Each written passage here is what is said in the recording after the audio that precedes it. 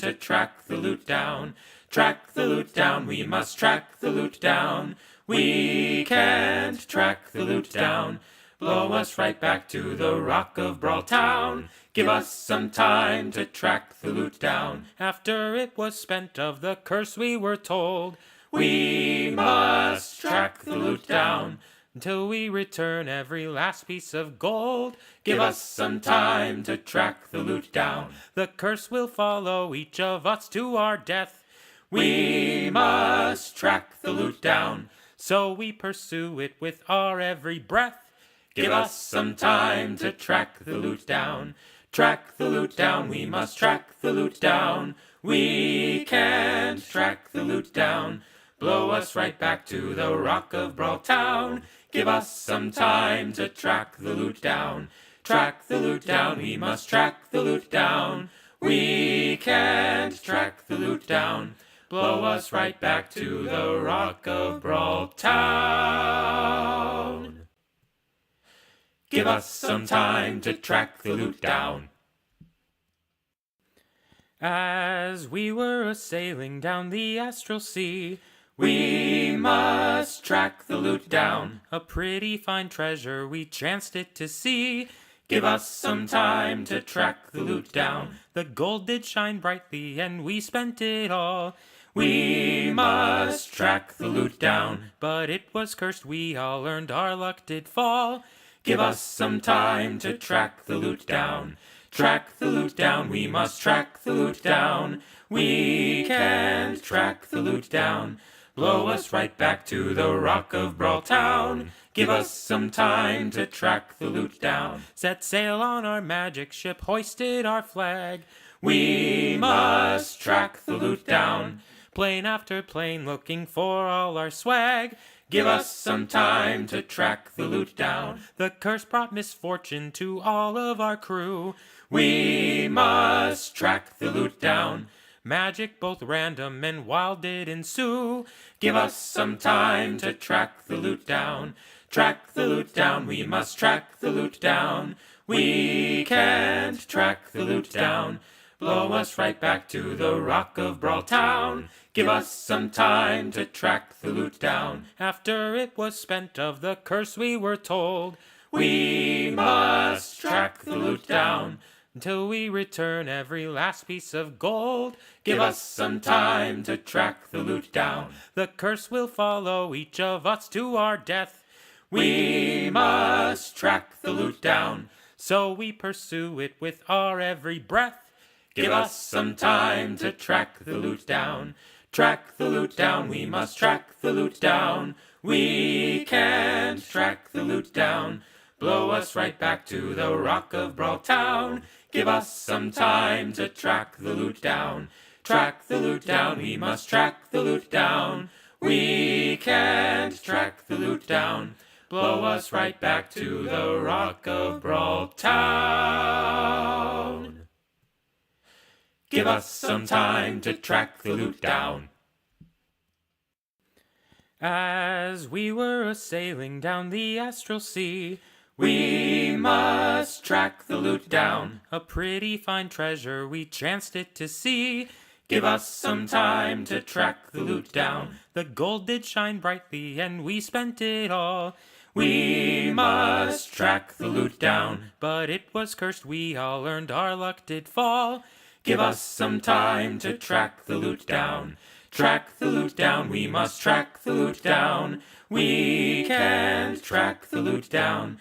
Blow us right back to the Rock of Brawl Town. Give us some time to track the loot down. Set sail on our magic ship, hoisted our flag. We must track the loot down. Plane after plane looking for all our swag. Give us some time to track the loot down. The curse brought misfortune to all of our crew. We must track the loot down. Magic both random and wild did ensue. Give us some time to track the loot down. Track the loot down, we must track the loot down. We can't track the loot down. Blow us right back to the Rock of Brawl Town. Give us some time to track the loot down. After it was spent of the curse we were told, We must track the loot down until we return every last piece of gold. Give us some time to track the loot down. The curse will follow each of us to our death. We must track the loot down, so we pursue it with our every breath. Give us some time to track the loot down. Track the loot down, we must track the loot down. We can't track the loot down. Blow us right back to the Rock of Brawl Town. Give us some time to track the loot down. Track the loot down, we must track the loot down. We can't track the loot down. Blow us right back to the Rock of Brawl Town. Give us some time to track the loot down. As we were a-sailing down the astral sea, we must track the loot down. A pretty fine treasure we chanced it to see. Give us some time to track the loot down. The gold did shine brightly and we spent it all. We must track the loot down, but it was cursed we all earned, our luck did fall. Give us some time to track the loot down. Track the loot down, we must track the loot down. We can't track the loot down. Blow us right back to the Rock of Brawl Town. Give us some time to track the loot down. Set sail on our magic ship, hoisted our flag. We must track the loot down. Plane after plane looking for all our swag. Give us some time to track the loot down. The curse brought misfortune to all of our crew. We must track the loot down. Magic both random and wild did ensue. Give us some time to track the loot down. Track the loot down, we must track the loot down. We can't track the loot down. Blow us right back to the Rock of Brawl Town. Give us some time to track the loot down. After it was spent of the curse we were told, we must track the loot down until we return every last piece of gold. Give us some time to track the loot down. The curse will follow each of us to our death. We must track the loot down, so we pursue it with our every breath. Give us some time to track the loot down. Track the loot down, we must track the loot down. We can't track the loot down. Blow us right back to the Rock of Brawl Town. Give us some time to track the loot down. Track the loot down, we must track the loot down. We can't track the loot down. Blow us right back to the Rock of Brawl Town. Give us some time to track the loot down. As we were a-sailing down the astral sea, we must track the loot down. A pretty fine treasure we chanced it to see. Give us some time to track the loot down. The gold did shine brightly and we spent it all. We must track the loot down, but it was cursed we all earned, our luck did fall. Give us some time to track the loot down. Track the loot down, we must track the loot down. We can't track the loot down. Blow us right back to the Rock of Brawl Town. Give us some time to track the loot down. Set sail on our magic ship, hoisted our flag. We must track the loot down. Plane after plane looking for all our swag. Give us some time to track the loot down. The curse brought misfortune to all of our crew. We must track the loot down. Magic both random and wild did ensue. Give us some time to track the loot down. Track the loot down, we must track the loot down. We can't track the loot down. Blow us right back to the Rock of Brawl Town. Give us some time to track the loot down. After it was spent of the curse we were told, we must track the loot down until we return every last piece of gold. Give us some time to track the loot down. The curse will follow each of us to our death. We must track the loot down, so we pursue it with our every breath. Give us some time to track the loot down. Track the loot down, we must track the loot down. We can't track the loot down. Blow us right back to the Rock of Brawl Town. Give us some time to track the loot down. Track the loot down, we must track the loot down. We can't track the loot down. Blow us right back to the Rock of Brawl Town. Give us some time to track the loot down. As we were a-sailing down the astral sea, we must track the loot down. A pretty fine treasure we chanced it to see. Give us some time to track the loot down. The gold did shine brightly and we spent it all. We must track the loot down, but it was cursed we all earned, our luck did fall. Give us some time to track the loot down. Track the loot down, we must track the loot down. We can't track the loot down. Blow us right back to the Rock of Brawl Town. Give us some time to track the loot down. Set sail on our magic ship, hoisted our flag. We must track the loot down. Plane after plane looking for all our swag. Give us some time to track the loot down. The curse brought misfortune to all of our crew. We must track the loot down. Magic both random and wild did ensue.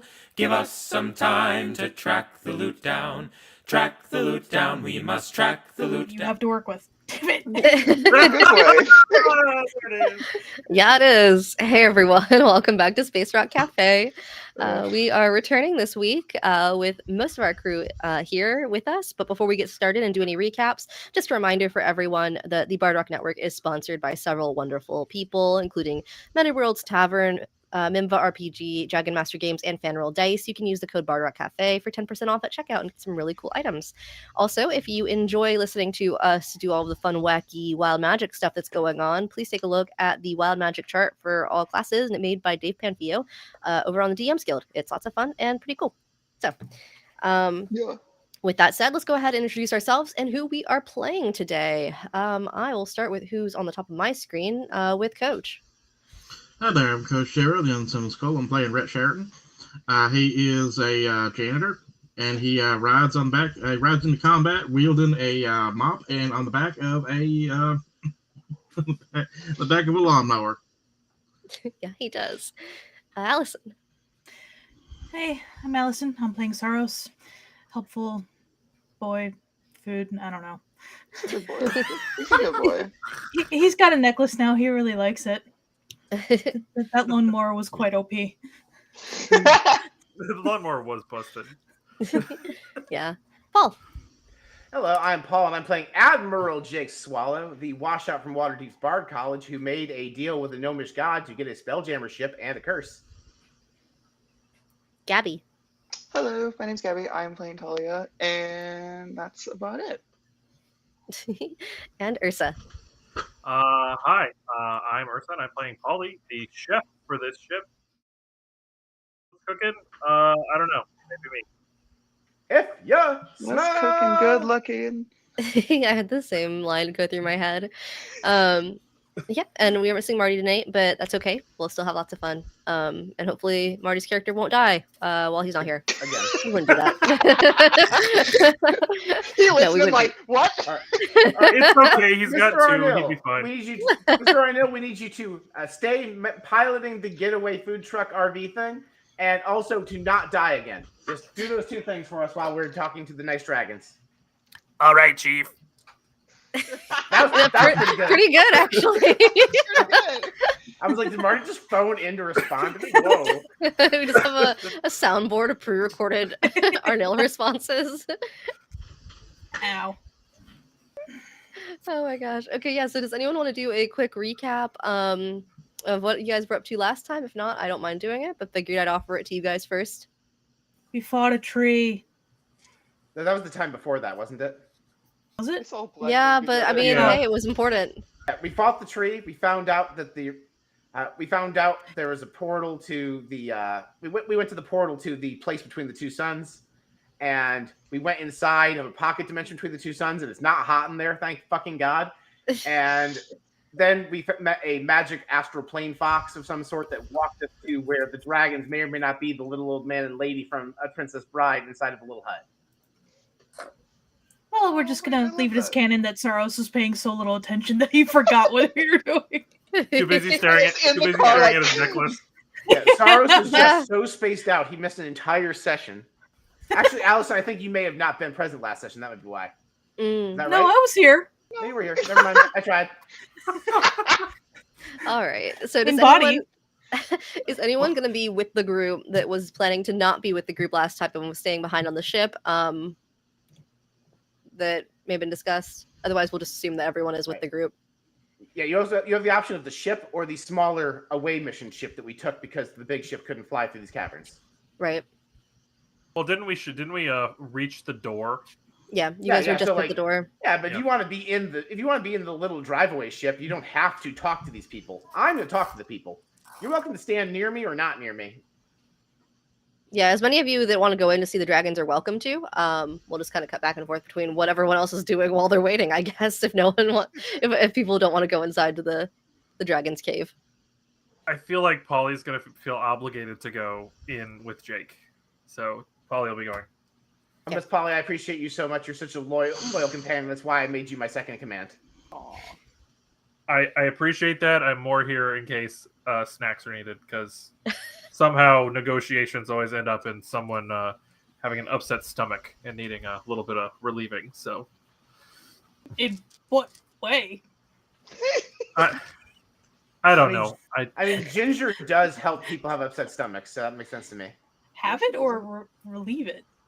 Fixing it. Relieve it. Relieve it. I mean, yeah. So no, you definitely want. I'm not going around poisoning people that Jake's having conversations with. Anyway, guys, before we have this conversation, I would like you to just eat these very, very ordinary mushrooms, if you would. Yeah. Sarros wants an MLT. A mushroom, lettuce, and tomato? Yep. No, mutton, lettuce, tomato. Some nice lean mutton. Yeah. Jake's just like, you want to melt? I think you've missed a letter there. No, that think I'm right.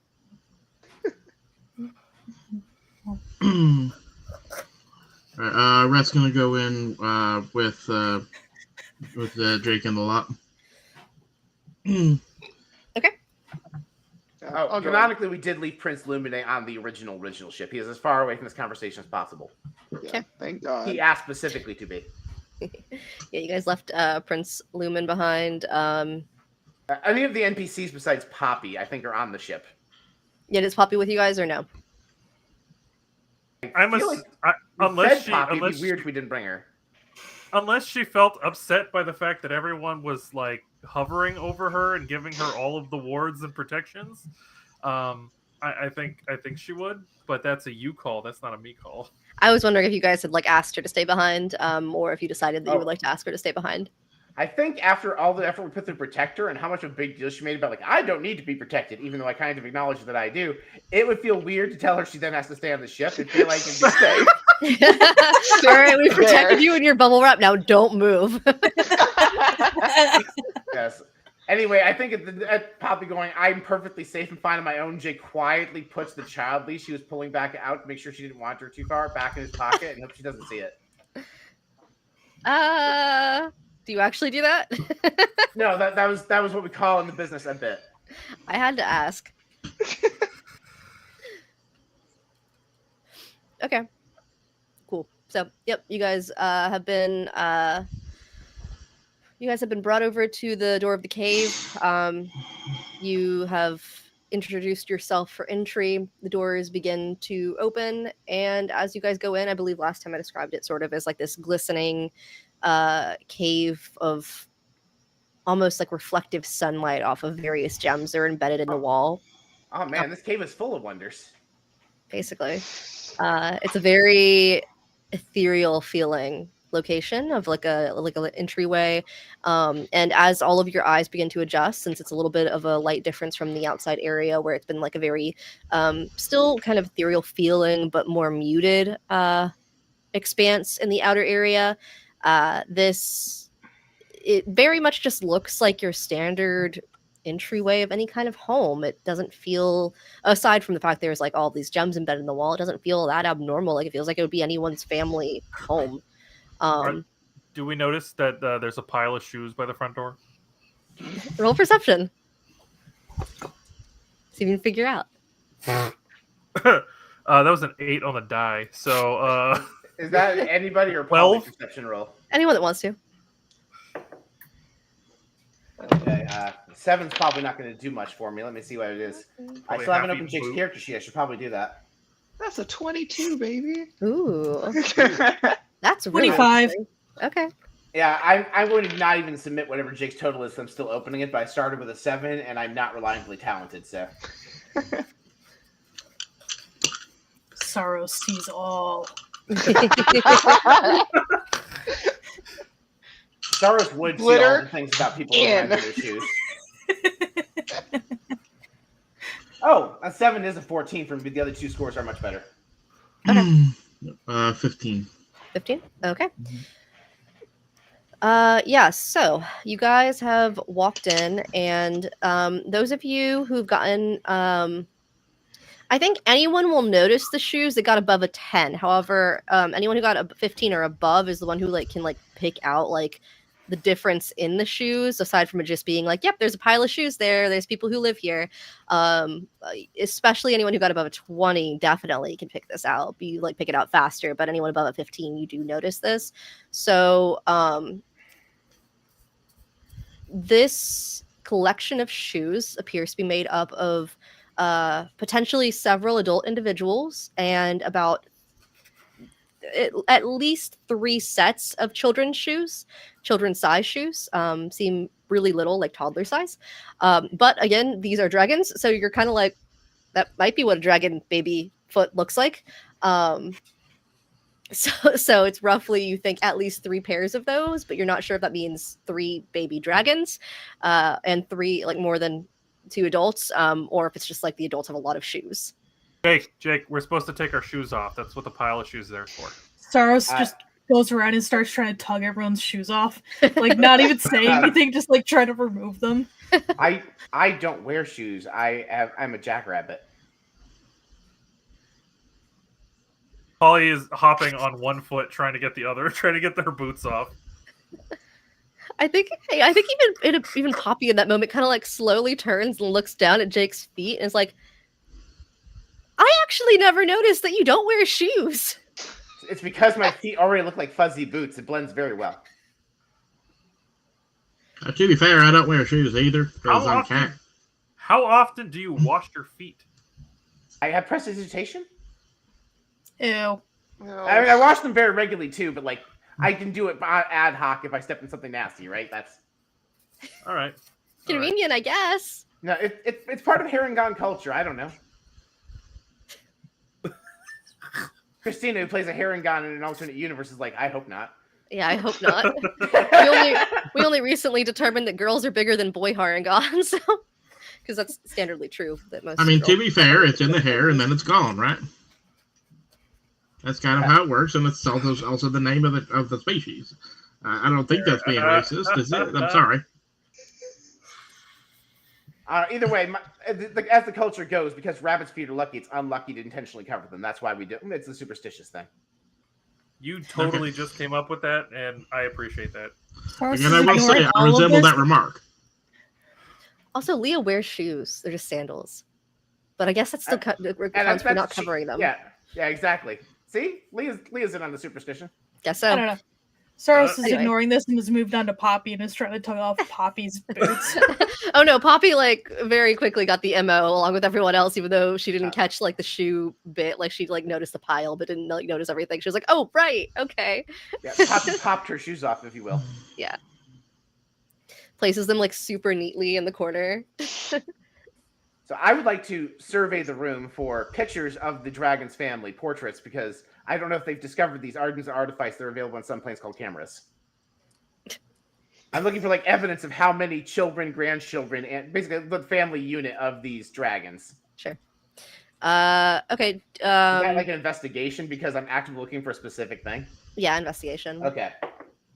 That is a 2 on the die. Okay, now we're cooking with gasoline. That is a 4. God damn. Wow, this is a really shiny interior, Jake. It's yeah, okay. So here's what I'll tell you about a 4.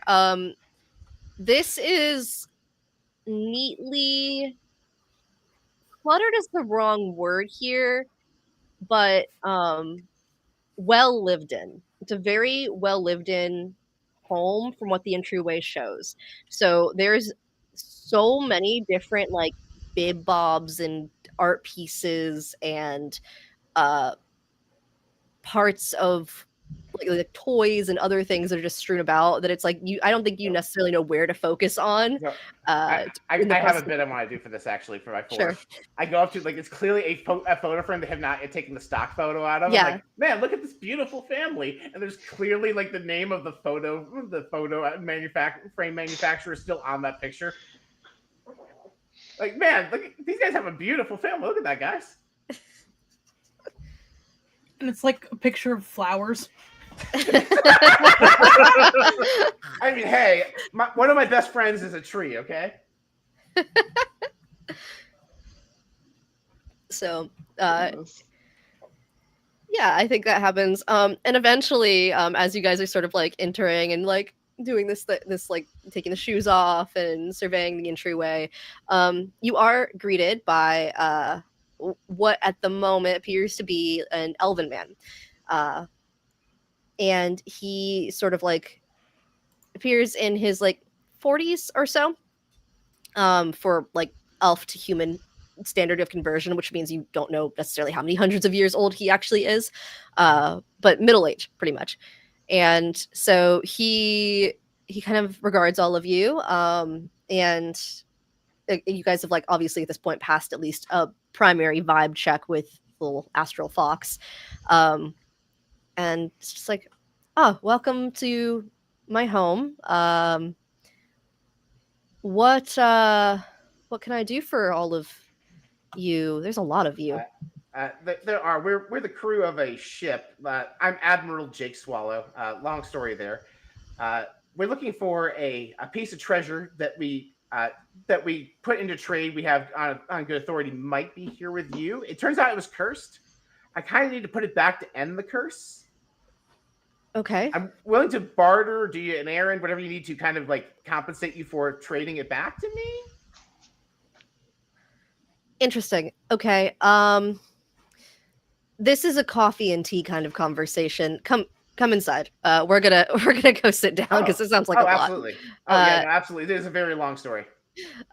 He's just like kind of holding his head, and he's like, you can see the bags like under his eyes. Like this man doesn't sleep very well, which is saying something since elves don't sleep. He's not getting his meditation in. Presumably that this is actually an elf, but the presumption here is that this is probably also one of the dragons. So he looks exhausted in this form. So he sort of leads all of you in, and you were like pretty much taken through the front foyer. You guys can see like a bathroom area on like the right as he's like leading you. There's like a stairwell that goes up, and then it looks like potentially like a basement that also like leads down. That's like blocked by like a child's gate, basically. It's like a big entryway that's like blocked off there. There looks to be like some kind of like a sitting room directly like across from the stairs that go up. And he leads you through. This is not an open concept. Like it looks like a circular style, like old-fashioned home. Yeah, I was going to ask how old-fashioned this home feels. Yeah. Like I'm getting like grandma's 70s house vibes for me. Like yeah, it was exactly. built in like the 70s for us. 70s. And so it's like very closed off, but all the rooms feel cohesive, even though there's doorways to everything that you can kind of close off. And the living room area that most people like, you kind of get a glimpse of that you're walking past. He like shuts these like accordion style doors on there because you guys start to hear what sounds like screaming children from in there that are probably playing. And he's just like, and we're gonna close that off because they're gonna be nosy. He's like, follow me into the kitchen, and then he leads you in. Carpet by any chance? No shag carpet. There is like good. Okay. I was wondering about because like I get static on because of the rabbit feet, so I no, it's it's shock anybody.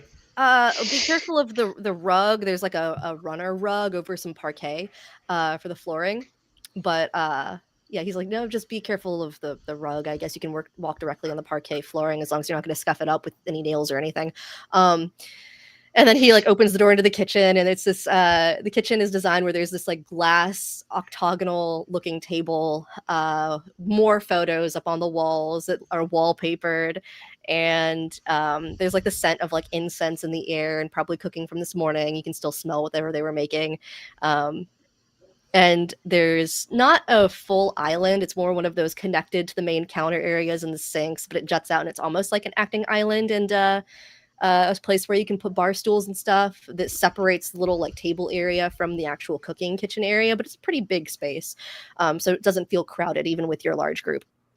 And then it looks like there's another like doorway directly behind the table that would lead into like another area of the home. But in here, there is another woman. She is standing there sipping coffee and is like closer to the counter on the side of the counter that's by where like the cooking area is. And she just kind of like regards all of you with a little bit of a nod and looks to presumably the man who brought you in that you assume is her spouse. And just kind of is like giving him a, who are these people? What are they doing here? Look. But she doesn't necessarily say anything other than hello, welcome to our home. Hello, I'm Admiral Jake Swallow, and this is my crew. And I give her the same explanation I gave mere moments ago, and not going to repeat for the audience's sake. Sure. And I do introduce everybody by name. And I'm so sorry, I didn't get either of your names yet. I apologize. How rude of me not to ask sooner. Oh, no worries at all. And you see that she stands up, and like before like you even finish this conversation, she's like started making like some pour over coffee for everyone, and it's a lot of coffee because it feels like it's gonna need. This seems like a family that has discussions over coffee. It doesn't matter what time of the day it is, we're drinking coffee to have a conversation. Kind of very European. So, Oh, and you said the kitchen has bar stools for places to sit? A couple bar stools on the same side that the octagonal table is, but the table is lower from where the bar stools are because the bar stools are directly up against the counter. It's not like a tall counter. It's like when you're standing up, it's like waist height. Okay. So. The reason I ask is Jake is size category small. He's like, God, I hate bar stools. He's like trying to figure out like I can do this on my own. No one help me. He's like trying to use the steps like a ladder to climb up to the stool. You feel free to sit at the table if you want. Oh, okay. That's easier actually. Okay. You also naturally have the ability to jump, but okay. I only get 6 of those per long rest. Okay. This is gonna be a long discussion. Yeah, it is. But what was that Sarros was asking, or? I was just gonna say, for how much you drink, you'd figure Jake would have figured out bar stools by now. Well, a lot of bars have regular chairs. I'm passing on to Jake my quality where I hate bar stools because I hate climbing on them. And I am not size category small. I assume they actually would be inconvenient for him. Poppy, do you have any sweets you can offer as like a gift? Ooh, yeah, I have a lot. And she like pulls out like the bag of candy that's like separated into different like compartments in the bag, and she just like hands it over to you to offer. Sarros sees that and just like slowly puts the star fruit that he was gonna put back into his pocket. You said the house looked lived in, right? Yeah, very well lived in. Like this is a family, like whatever the full family is. This is a very well loved family and very busy. Oh, if you'd like, I can also clean your house for you. We're full service house guests. Roll persuasion here. With a bit of a high DC. Yeah, I was gonna say you're walking in someone's house saying, "I'll clean it for you." I mean, I'm a janitor. It's what I do, but yeah. He is my professional housekeeper for our ship. The help action natural 14 plus 8 is a dirty 22. Okay, and Jake is offering the help action here if you would like to try to see if you could get if it better than 22. Okay. No, that was 21.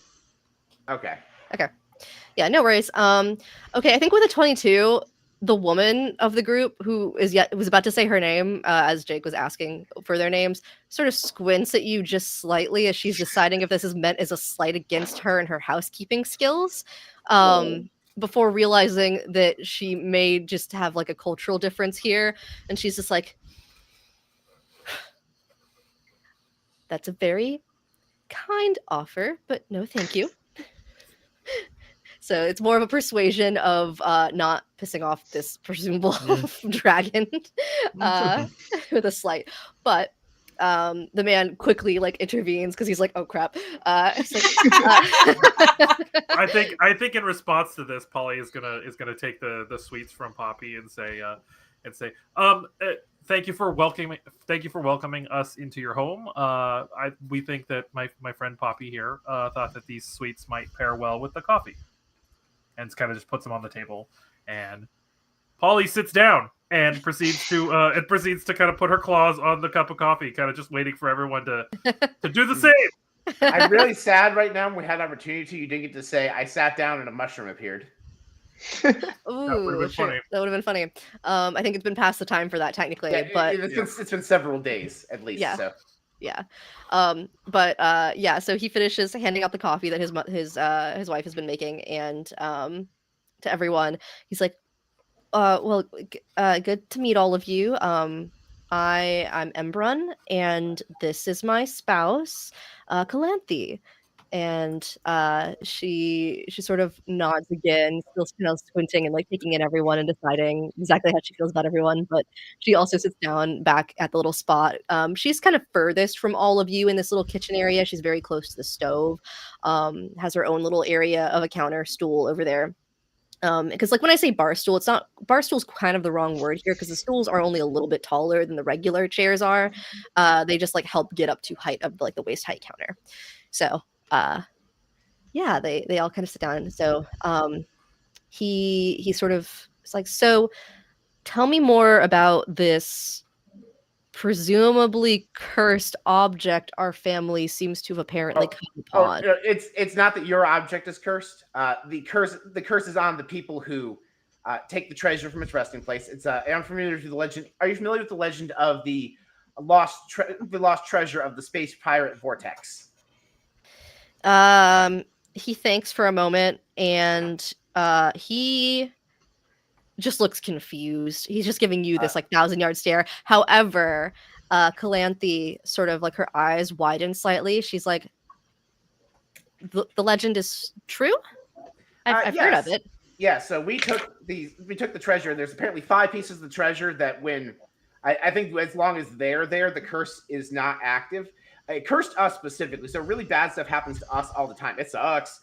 But also, we heard from the Speos Coalition that there's also like random other stuff happening throughout like the Astral Sea. So we're pretty sure that we need to put the treasure back to get that to stop. Definitely my fault trying to fix it. Huh. I did not realize the treasure is cursed. I assumed that part was like, like, oh, hey, sometimes they say that the legend is a curse. So it's really because we don't want people to take our stuff. And it was like, the curses are actually pretty common. You probably should have checked first. And I'm like, yeah, it was literally my first adventure as a space adventurer. So when Jake says that the curse is around us and that things happen around us, Polly kind of just leans forward again. I said bad things happen to us. Bad things happen to us. Polly's going to lean in and say, thank you again for letting us into your lovely home.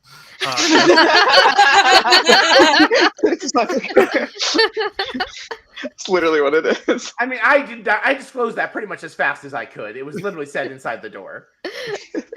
Right, but it's just like, saying it in front of this other person that's kind of already on edge around you because the man seems a lot more chill in the relationship here. It seems like she's maybe the more like, I will fight you if you seem like a threat to me and my family kind of situation. She's a little bit more of the Spitfire here, it seems like, but she nods slowly at you, Polly, as you sort of try to smooth this interaction over. So what makes you... how do I ask this question without coming across rude? Actually, I don't really care. I don't know you that well. Why are you in my home specifically? What brought you here? I pull out my compass, which is ticking like a Geiger counter. Like, okay, my magic compass says that the fifth and final piece of the treasure that we traded away is in your guys' possession. I am willing to barter treasure, favors, whatever you'd like to get that piece back so that we can return it and end the curse for both the well-being of my crew and also the well-being of the Astral Sea, because we don't know how bad the curse is. And I apologize if I unintentionally insulted your homemaking skills. You do, as my friend said, have a lovely home. I was just offering whatever I can because that's all I really do. I'm a janitor. I think Rhett was jumping the gun because we had already said we would offer favors. I think he was looking for a favor to offer because we had already said that to your partner before we came in. I had not conveyed that to you yet. I think Rhett was just looking for, hey, this is a favor I could do. Would that help? So we're sorry. There was no insult meant. We were literally just trying to help. Okay. Sure. Fine. What does this object look like? Because to our knowledge, we haven't really had much come through that's brand new recently. If I may, I hold up my compass. I just like the needle points towards the thing. I was honestly blackout drunk when we sold it, so I don't remember. But the compass will tell me. You don't even know what you're looking for? Well, here's the thing. There was a lot of treasure, and only 5 pieces of it were magically enchanted to be attached to the curse. So, like there was one that's like there was a diamond on a pillow. Like we have that one. Like generally, it's like I think they're all been like big honking gems the size of baseballs. Is that right, Xtina? Basically. Yeah, it's like a big honking gem like the size of a baseball, probably. But I can't describe it because there's a bunch of other treasure that wasn't cursed in this hall. So, like generally, I let the magic compass tell me where it is. Okay. And she stands up for a moment and sort of glides across the kitchen and like looks at this compass, like peers down at it across her nose, and is looking in the direction that the compass is pointing at once it like settles down a little bit. And she raises an eyebrow and sort of like looks across to where like that closed off basement-y looking area is. And she looks at her spouse and is like, you just had the basement renovated not too long ago. Maybe there's something in the walls down there. As long as my husband is with you, I suppose you can go take a look, if that's the direction it seems to be pointing in. But please don't knock any of my walls down without asking. Absolutely not. And I'll tell you right now, we are friends with. There's this lovely little planet full of autognomes and Thrycreen that have amazing wall like different building skills. So if we did have to do renovations on your home to remove this and put it back, I can call in a favor to a friend of ours who will bring in a whole crew to help you touch the wall up if the work had to be done. I'm literally calling in a favor to Bixby, whose planet literally just spends all day, every day building stuff. Right. Okay. I know a contractor who'll work for cheap. He will work for old DVDs from the circa 1998. She's like, oh, we definitely have a lot of those, and some of them don't work anymore because of the kids, because they've jammed them. Anyway.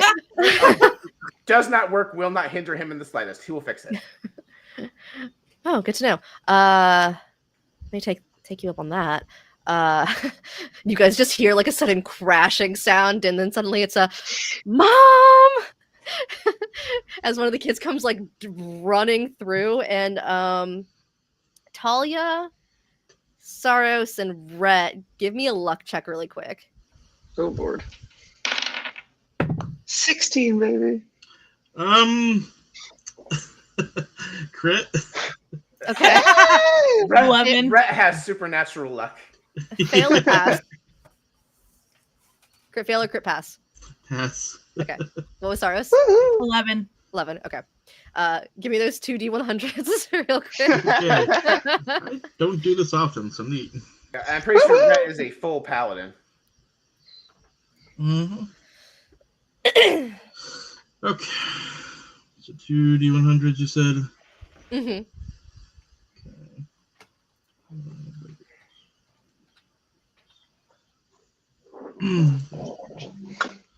All right, 41 and 79. Okay. Yeah, they add up to a multiple of 10.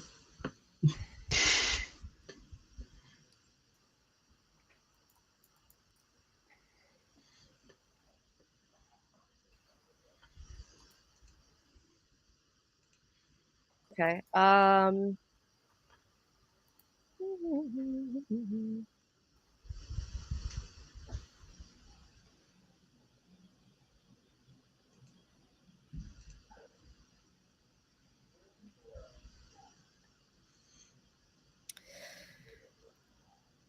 Okay, so you feel like your lay on hands feature is a little bit stronger right now, as the feeling of a small, like, they appear to be like roughly like 6 or 7, like small child sized creature runs full on into you, and they come like colliding into your leg and like land on their butt.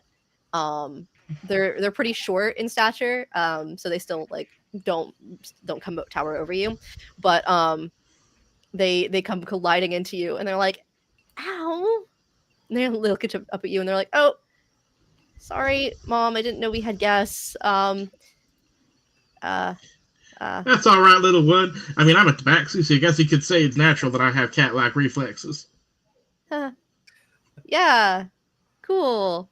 And this kid is like slowly like still on the floor, like butt on the floor, but like backing up back in the direction that they came from.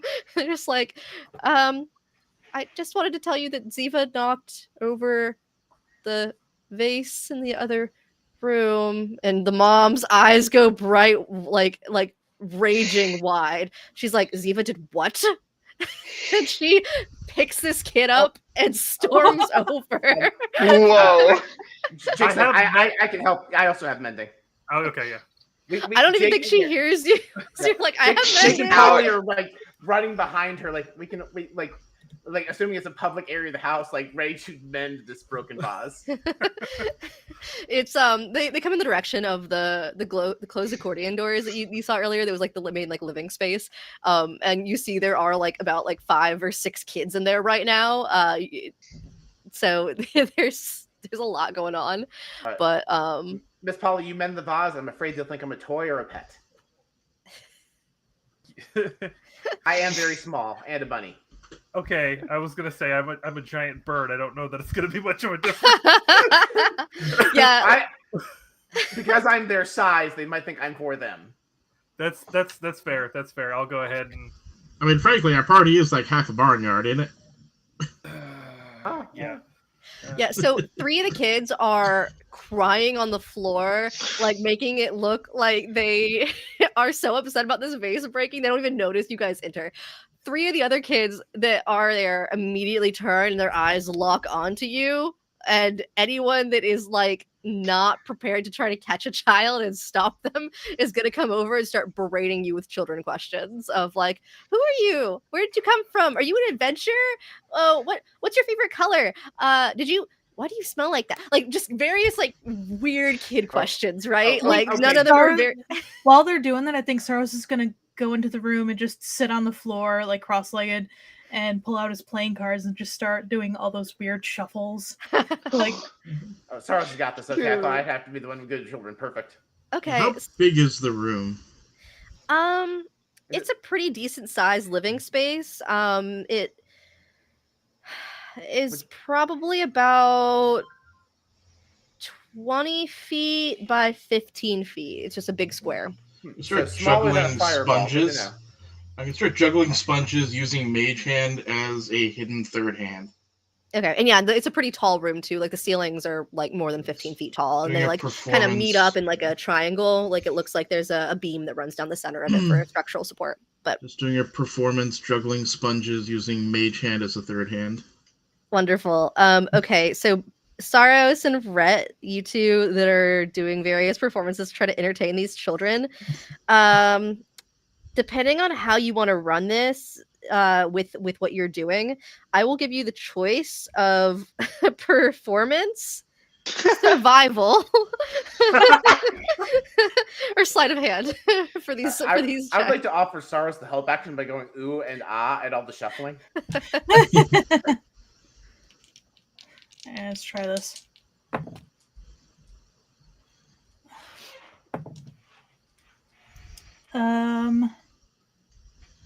That would be 14. Okay. Yeah, these are young kids. They're easily entertained by a lot of stuff. So the ones that like are gathered around closest to you definitely lock in, and they do not try to jump you with crazy questions. Rhett, what about you? And I would like to give Rhett the help action by casting thaumaturgy on the sponges, so that every time the sponges hit his hand, they make like a ridiculous noise. Okay. Just clown honks and Yeah. Oh, okay. Car I thought you were making horns those and- noises they naturally make louder, and I was like, I don't think we want them to make an uncomfortable squelching noise. But different No. noises. That's great. no, just like sounds that sponges should not make. Yeah, like car horns and like a spring just going boing. Like, yeah. what? Rubber This is chicken. a performance. Okay. All right, this is 12 so it is a 15. Okay, yeah, same here. Especially with the added sound effects, it's like the kids are thoroughly entertained, aside from what seems like the eldest that came to run to tell mom. And the Calanthe, she's just like, oh, I love the neighbor children, but sometimes when they're all together, it's just so crazy. I'm sorry that. Thank you for helping. This is helpful. They can be a lot. All right. While the children are distracted, Jake's going to lean over to Poppy and say, very quietly, Poppy, hide the Candy from the children. Can I roll like stealth or deception to try and have the children not hear me say that? You sure can, but go ahead. All right, that is 17 plus. Where is it here? 15 for a 32. Oh my god. You are so lucky. That's a very good roll, because I was going to tell you that 2 of the kids got 19s on the die. For that, however, their pluses are not that good. So you, Jake's like, I used to be a party clown. I'm very good at communicating so children don't notice me. yeah, they're too enthralled with the existing party tricks going on, so their ears don't perk up at the spelling of a word, which is something their parents probably also do to try to hide things and not do well. Does Jake know thieves' cant? He only doesn't because that mechanically requires me to take levels in Rogue. It's not a language you could do. Is there a pirate's cant? Yeah. Xtina, can I have studied thieves' cant while learning how to be a pirate when I literally spent the first 3 episodes of this series studying how to be pirate from a pirate manual? Yeah, you can know like some outdated pirate cant. Yeah, I know pirate camp. It was mostly the dialect used circa 1980 in real world. Right, it's super outdated. Yeah, This is going farther than I meant it to. I was just gonna say, Jake could have done like sign language to Poppy, and it would have. That's all I wanted to come out of that. I've been teaching everyone else the pirates cant. So Poppy's like, okay, yes. And also the other newer pirates, like the more modern pirates, keep doing things like, what the fuck is skibbity toilet? Oh my gosh. That's very funny. Okay, yeah. Poppy, they keep saying something about snacks. I don't understand. Yes. Anyway, while the adults go look for the treasure, Sarros is going to go from dealing and is, without even making any allusion to it or anything, is just going to start dealing the kids in for like go fish. Yeah, I mean they're enraptured, so I don't think anything else additional here is you can help the kids that you would like with playing Go Fish and currently have their attention span. Who all is gonna go with the dad down to the basement as he's like kind of like, psst, come here. I have a magic Geiger counter, so I'm definitely going. Yeah, I'll go. I think Polly's gonna scoop up the pieces of the vase and go take them back to the kitchen table and try to mend the vase back together. The the wife is like kind of standing in between this area and like peeking her head into the kitchen because she can kind of do it from both like this little corner where they don't really connect, but there's like a small hallway there where she can kind of like lean into both. And so she's just like kind of like keeping an eye on what's going on because she's curious, not because she doesn't trust you at this point, but also making sure the kids don't get up to anything while playing Go Fish because she knows how these kids can be. So she does that, and then the dad is gonna kind of like open the kitty door and like usher those of you who are going downstairs quickly downstairs and to close it behind him. And just like, thank you for helping avert that crisis. That was a very expensive wedding gift that her family gave us. And I keep saying maybe we should move it to not the main living area, but that's also where we entertain our adult guests. So it lives in there, and it's not the first time it's gotten knocked over. One time when our oldest was a child, they ran into it while they were on a scoot-along toy, and it shattered, and that took forever to fix, even with mending. I have an idea, actually. Miss Polly, do you recall if in the loot from that one particularly good job we had where we got to basically have whatever magic items Christina said we wanted, do you think we stole an immovable rod we could put inside the vase so it can't fall over? I will have to consult the list. Polly pulls out this rolled up scroll and just like opens it up and it just keeps going. Got it. Starts going through line by line. Okay, no. You go do what you're doing. I'll Okay. I'll get to it. We may have an immovable rod you can just put inside the vase, so even if the table gets bumped, it'll stay exactly where it is.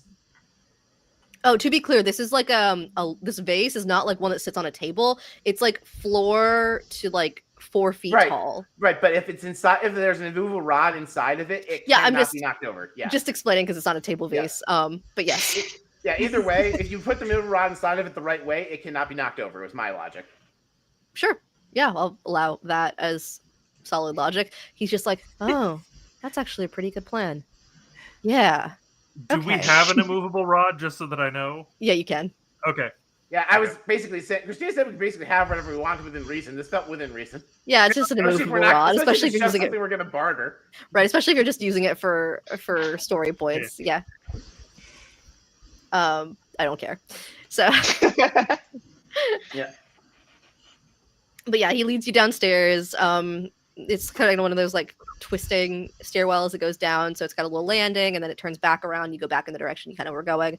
Go back down to the basement. It is at this point like half finished basement, but similar to like the upstairs area where the walls have these various stones embedded into them. You maybe at this point, those of you who've gone downstairs and are like walking with him, feel free to roll me a. I'll say this is probably history or, again, survival, I think here fits best. Okay. Oh, 22 again. Nice. Okay, for some reason I have a +7 to survival, so 19. Nice. Why? Makes sense. You're a pirate. You might have decided that you guess. It must be like a background. I don't know. I have no idea. I do not feel like I would have picked this, but I did. So Jake's just Keith Richards at this point. Right. You know what? I probably picked that because I'm a guy with a compass. That's probably my entire logic at the time I did it. To be honest. Sure. I know me. So yeah, it was just Jake and Talia that had gone downstairs. I think so. Yeah. Okay. So yeah, I think both of you kind of, for various reasons, will realize that these stones are almost serving a structural capacity for the walls. Not necessarily the like load bearing for it, but probably like chemically composite, like with whatever the actual other building material is. It's like helping everything stay together. And so for one reason or another, the glittering sort of gems that are in the wall are there not just to be pretty, but they are serving a purpose for the makeup of the area of the astral sea that you're in. So he sort of like leads you down, and you see that this area, as I said, is like half finished. It smells like a recently renovated space would smell. It's still like that new paint smell for some things. And it's got some, like, it looks like a little bit like disheveled in the sense that they've been moving stuff around down here. And he just kind of like opens up his hands and is just like, I mean, feel free to look around and let me know if anything pings on your compass, I guess. All We can figure out, I guess, from there what we got to do. Jake, you look down at your compass, I presume, and sure enough, just waving it around, looking for where the arrow keeps locking onto, basically. Yeah, so sure enough, it like points in the direction of one of the walls that appears to be one of the recently finished ones. And at first, it almost looks like it's going to point you in the direction of like an object that's like a lamp that's sitting on a table, and that maybe there's something in the lamp. But as you get closer, it like kind of like wiggles, and you realize it wants to go behind the lamp. Yeah. No, I think like the first thing I do is like, okay, it might be the lamp. Move the lamp, and then see if the needle moves. Oh, okay, it's not the lamp. Yeah, so it's not the lamp. Sure enough, it is one of these gems. It looks slightly different from the rest of the gems. It is embedded in the wall, but still looks pretty similar to the ones in the wall. Okay, pretty sure it's this one.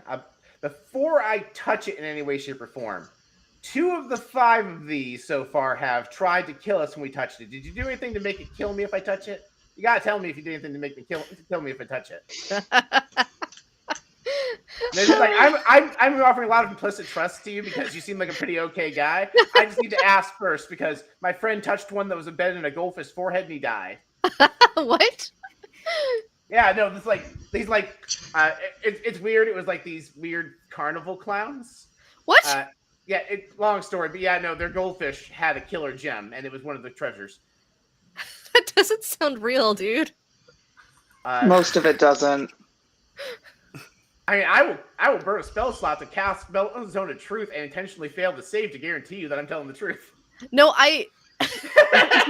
you don't need to do that. I'm just saying that's such a wild series of events. It doesn't sound like it should have been able to happen. Oh, that is not as weird as the guy who was fighting coarse flowers by using boa constrictors as whips that happened literally 10 minutes later.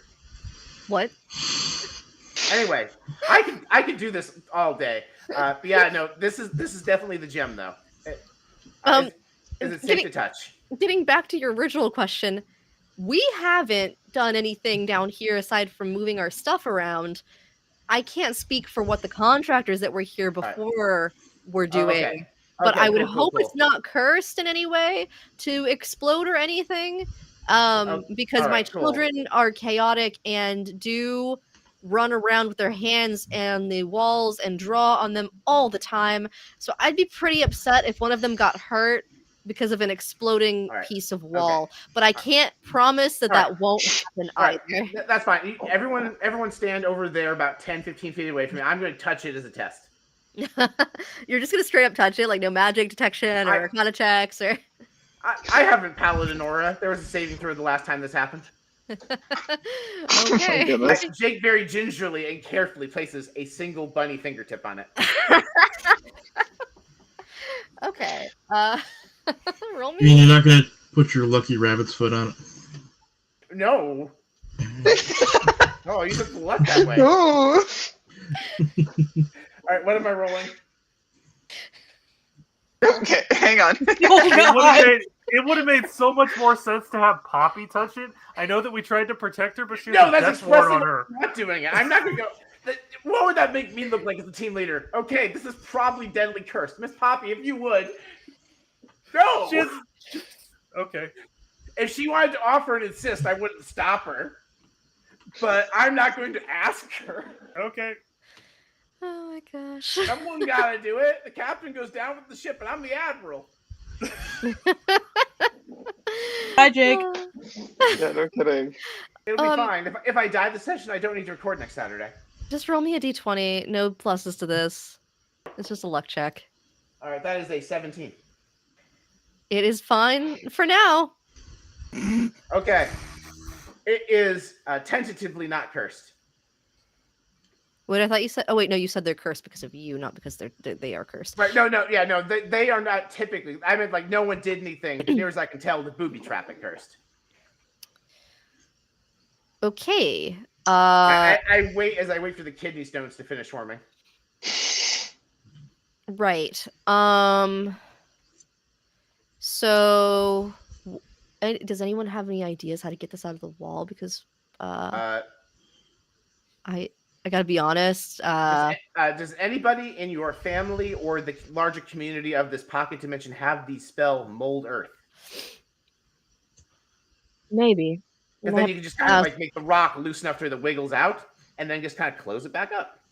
I think we might even have a similar size non-magical gem in the ship we can pop it out for, because we have a bunch of treasure.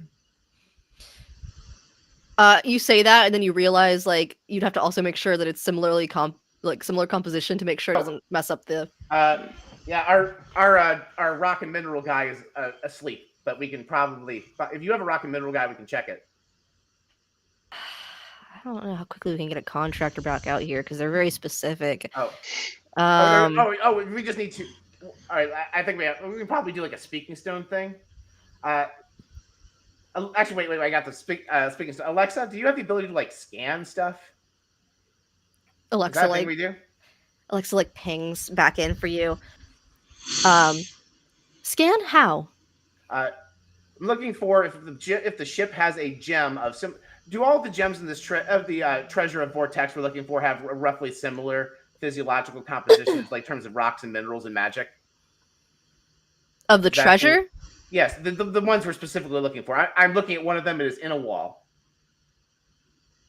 That's right. That was a DM question. I was trying to make sure I was understanding your question. Yes. They are generally all going to be made up of similar enough composition, however, of different amounts. Okay, so the next question. Do we have a gem or collection of gems of similar quality, of similar composition in the ship's non-magical treasure? Give me 15 minutes. That's fine. That's how long it would take us to get back there. Could one be fabricated with materials we have on hand? Yes. Can we just run it through the replicator? Do we need some dilithium crystals? I have fabricate. Or that. Poly is our 3D printer / replicator. Yeah, so Alexa will take 15 minutes and sort of like scan through the collection of shit that you guys have, because there's a lot of stuff from your pirate adventures, which makes sense. You know, you've been doing a decent job of being pirates, at least as far as taking stuff. So we need to find a fence. Someone put on our to-do list. Ask Captain Percy about a fence. A fence? A fence is a guy you sell stolen stuff to. Oh. I know there's a guy in Waterdeep named Felix. He's really good, but I don't want to go all the way fucking home to sell our stolen shit. Fair enough. So yeah, Alexa sort of comes back online and is like, none of the non-magical gems appear to be made of similar enough composition to any of the existing treasure of vortex. However, as you've said, it sounds like we should be able to quickly, in the scheme of things, make one. Oh, yeah. So Polly, I go upstairs. Like Polly apparently. Oh no, Polly's coming back. Polly's gonna rush downstairs and be like, Jake. We do have an immovable rod. In fact, we got 3 of them and a slightly movable rod as well. If they just wanted to have resistance and not be like fixed in place. There's also Sovereign's glue, but I don't think they want that. That sounds like a bad idea. Whoa! No, I feel like the slightly movable rod is like you went to like the wish.com of magical items and got that. I wouldn't. It's janky. Oh, it's janky as hell. I took a look at it. It's something. Like it's like this. Like we're just gonna call Sarros' butter stick the very movable rod then. Because butter makes things slippery. It's more like the very movable rod. Sorry, done. I mean, at this point, Sarros' butter stick is the very lubable rod. Yeah, yep. Let the record show I didn't make that joke this time. Yep. You thought it. So anyway, yes, we do have an immovable rod that we can give them. That was my point. You see that the dad has been like texting on his speaking stone, while you guys have been talking about the movable rod and the various gems over the last 15 minutes. And he's like, aha, we do have a neighbor who has mold earth. It would be a little bit before they could get here. But they said they could potentially help, or at least come take a look and maybe help if Okay. it doesn't explode. They were kind of nervous about the potentially explode piece. We'll figure that part out. Now that it's not just me and Talia, there's more magical options available to examine it. Because our wizard and our cleric are now here. I look at Poppy and Polly expectingly to verify that this thing's not going to explode. I was going to say. Yeah, Do I have anything that would know that? I mean, Poppy probably has detect magic for starters. I would also say that just general arcana, for those of you that are familiar with magic, could potentially work here. Is that a thing I'm good at? No. I only have a +2. No. 16. Actually, can I roll arcana because I did fucking touch it? I feel like that's a physical examination. You can roll arcana if you'd like, sure. +1, baby.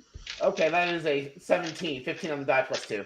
I so want the non-magic user here to be the one that crits, because it would be really funny. I want you to know that Jake scored higher that than one, baby. Talia was a housekeeper for a family. Talia was the housekeeper for a family that had a dragon horn full of magical items. I feel like she'd get this advantage. I don't know. That's funnier. The prince.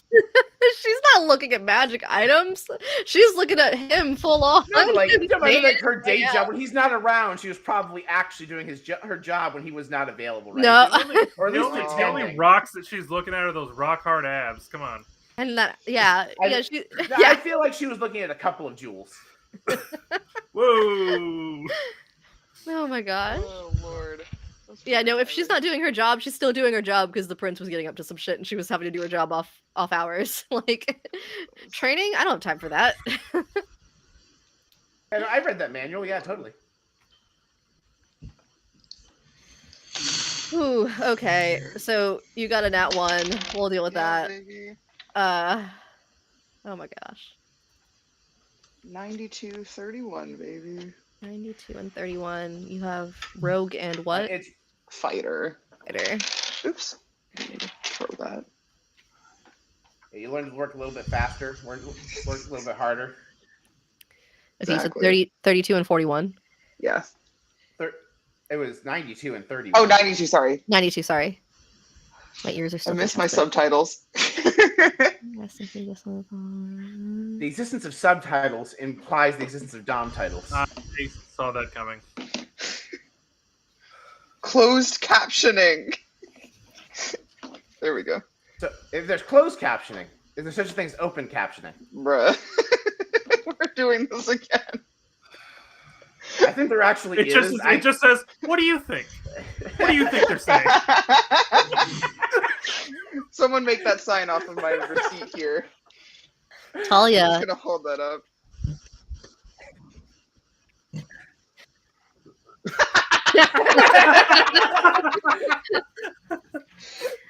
Talia, you cannot rest until you give someone a thoughtful gift. Ooh. So you feel that feeling that caffeine will sometimes give to people, where you're just like, you're not necessarily awake anymore, but you're not unconscious and you're still very tired. Heard. Oh, the thing I buy ZQuil for. Sure. This stream not brought to you by ZQuil.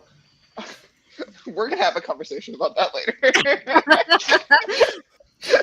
All right. So what were the other people's rolls that were not in that one? 16. 17. I have a roll of 17 total or on the die 4 times today. Nice. It's a roll of 17 today. I'm a Poppy. I didn't roll for Poppy though. You can. Poppy's Arcana skill. She does actually. That's one of her proficiencies. She's Arcana a +7. sugar skill, if you will. Is a +7. I believe so. Yeah. 19. Oh hell yeah! There we go. Okay. Yeah. So I think here all of you, at base, for various different reasons, Poppy may be the most because I think she got the highest of all of you. Yes. Will recognize that this item is magical, but it's unclear exactly how until you can get a full better look at it. Whether that means that it is going to be cursed with something later that could happen, or be potentially triggered some other way. but it seems stable for now. Which is Alright, kind so of what you already determined by not exploding. But it seems like you can at the least get it out without it doing anything if it's going to do something. All right. So I think what we do is we're waiting for this neighbor to meander on over after they finish hedge trimming or whatever they're doing. We get the immovable rod from the ship. Polly burns a spell slot to fabricate a gem of the correct size, shape, and chemical composition to replace it. Yeah. Do you guys, when you're doing the fabrication thing, are you doing any, like, are you doing it here at their house? Or are you doing it back on the ship? Finding the materials. The materials are presumably not here. We have similar on the ship, right? That was the Yeah. So whatever you need from the ship, we just have it run over one of the many NPCs that's not Prince Lumine. What's his name? Nick? Kyle? What was the name of the samurai man? Todd? Tim or Todd or something? Yeah. Tim. It was Tim. That's right. It was Tim. It was like it starts with a T. Because it was named after Tim Curry. That's right. Yeah. So we have Tim just run over with his ninja samurai skills. Because I don't remember which particular East Asian stereotype he is. I think he was a samurai. Anyway, he runs it over here, and then he gives us the stuff. Cool. Yeah, that works. He just kind of like bounces along the rock walls, runs back, and then he goes and chills with Arnil to hang out with his roommate in the truck. Yep. Cute. Cool. Yeah. So that happens. Sarros, roll me another performance check while you have been up there during this entire time trying to entertain these kids. Let's see if you can keep them entertained or if they get distracted and wander off. That's a 5. Oh no. Rhett, I'll offer the same thing to you, Rhett, just since you're also still up there, presumably trying to entertain them. So this was performance, was it? Yeah, or whatever it was that you used last time. Yeah. I think it was performance. Yep. So that's 16. Okay. Sarros, they're really bored of Go Fish. They've been playing for like 20 minutes, which is pretty good for an attention span for these kids at the various age groups. Luckily for you, however, Rhett, are you still doing the same thing with the juggling, or have you started doing something different? I'm gonna start doing something a little bit different, and so I start talking with Sarros. Like, hey, Sarros, what are those shuffling things where you're trying like a shuffling related magic trick? What if we do one of those things where we try to pick the card? Okay. So I use Mage Hand to. I'm going to use Sleight of Hand as well. Mage Hand and Sleight of Hand to try to take a card away while you're shuffling, and see if we can do a magic trick that way. That's cute. Okay. Yeah. Also, you can roll Sleight of Hand with advantage since you're also using Mage Hand to help. So it was a natural 18, so it's a 19 for the original, and then 14 for the second, so 19. Yeah, I mean these are kids, so they're pretty easily duped. Look over there. It's like the thing with the straw where you like do like this and then you just stick it in your ear and you're like, oh. Yeah. Just don't pull the coin of absolutes from behind their ears. Yeah, that could be bad. But yeah, you guys still managed to keep the kids entertained, although you've had to change up your tactics just slightly. So it looked a little sketchy there for a second, but it's like you saved it. We should have brought Lieutenant Colonel Sanders with us. With chicken. Yeah, you brought your chicken to entertain the children. Doing what? Fishing? Where? Chicken, they would just be entertained chasing him around. Don't subject the chicken to that. I need to remind you, this chicken is still potentially evil. It's just currently not. I thought it was reformed. Okay. It's just currently reformed, but it was evil. It doesn't have to stay that. It doesn't have to stay hostile, not evil. There's a difference between being aggro at something that summoned you out of confusion and going, I'm going to block out the sun. No, this was an actively evil chicken. It wasn't just hostile. It was hostile and evil. It was just reformed because of what you guys did. Like it had an evil stat block listing. Okay. Well, once reformed, now it could still be evil. All right. Maybe we make it orthodox. Jake pulls out a notebook, a scroll, and like writes "cast ceremony to change chicken's alignment." That or just reform it again into pie.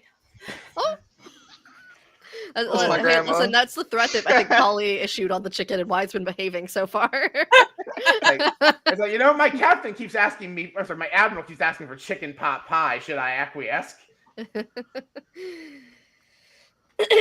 Okay, so yeah, eventually, this Earth Genasi appears, and sort of like you hear the door like knock, and it sounds like a very like heavy knock, and this guy kind of like walks in, and you hear him and the dad like kind of conversating upstairs since he's gone up to go greet him, and it's very hushed, but also you guys can like roll perception to like hear exactly, like try to hear more about what they're saying, but at base, regardless of what anyone rolls, unless it's a nat 1, I want to see what you guys roll first before I share this. But I have a dirty 20. That's 13 Sure. plus 7. yeah, there's bunny ears. 19. Oh, that's why my perception's so high, actually. Okay. I knew there was a logic there. Perception is 23. Let's go. How dare you? All right, They we're are back. upstairs. It makes sense. Oh, that's true. 19. I am in the basement. 19.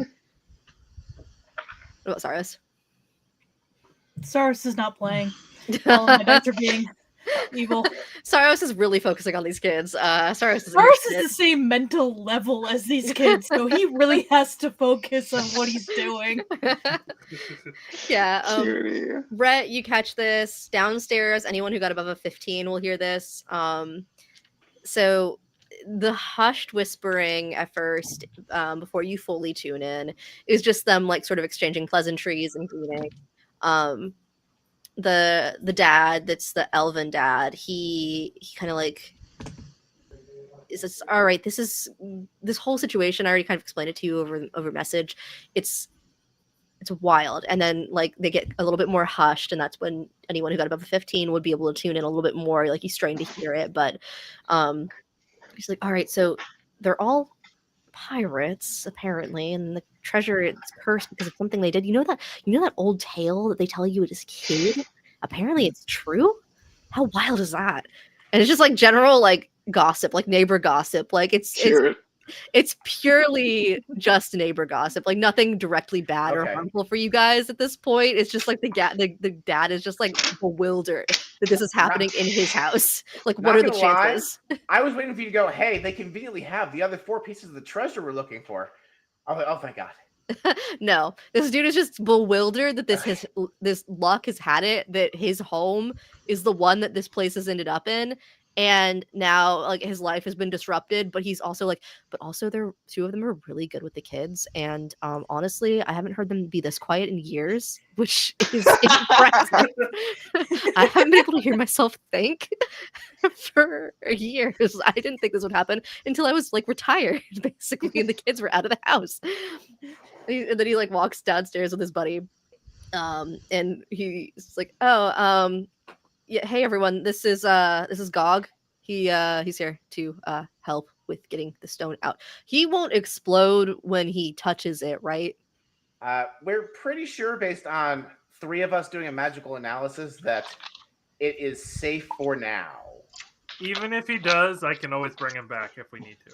Then we weren't supposed to say that part unless something happened. That's probably I'm no. saying it's a backup in case anyone's really No, worried about it. we are, to put a number on it, 99% certain it is okay. I like to roll deception because I think we're 70% certain. Yeah, sure. I was gonna say it's gonna be deception or persuasion, some way or the Right. other. I shit you not, a 5th 17 for a 32. Yo. Yeah, all right. You're 90% sure it will happen. All right, cool. Apparently, the compass die is weighed on the number 17.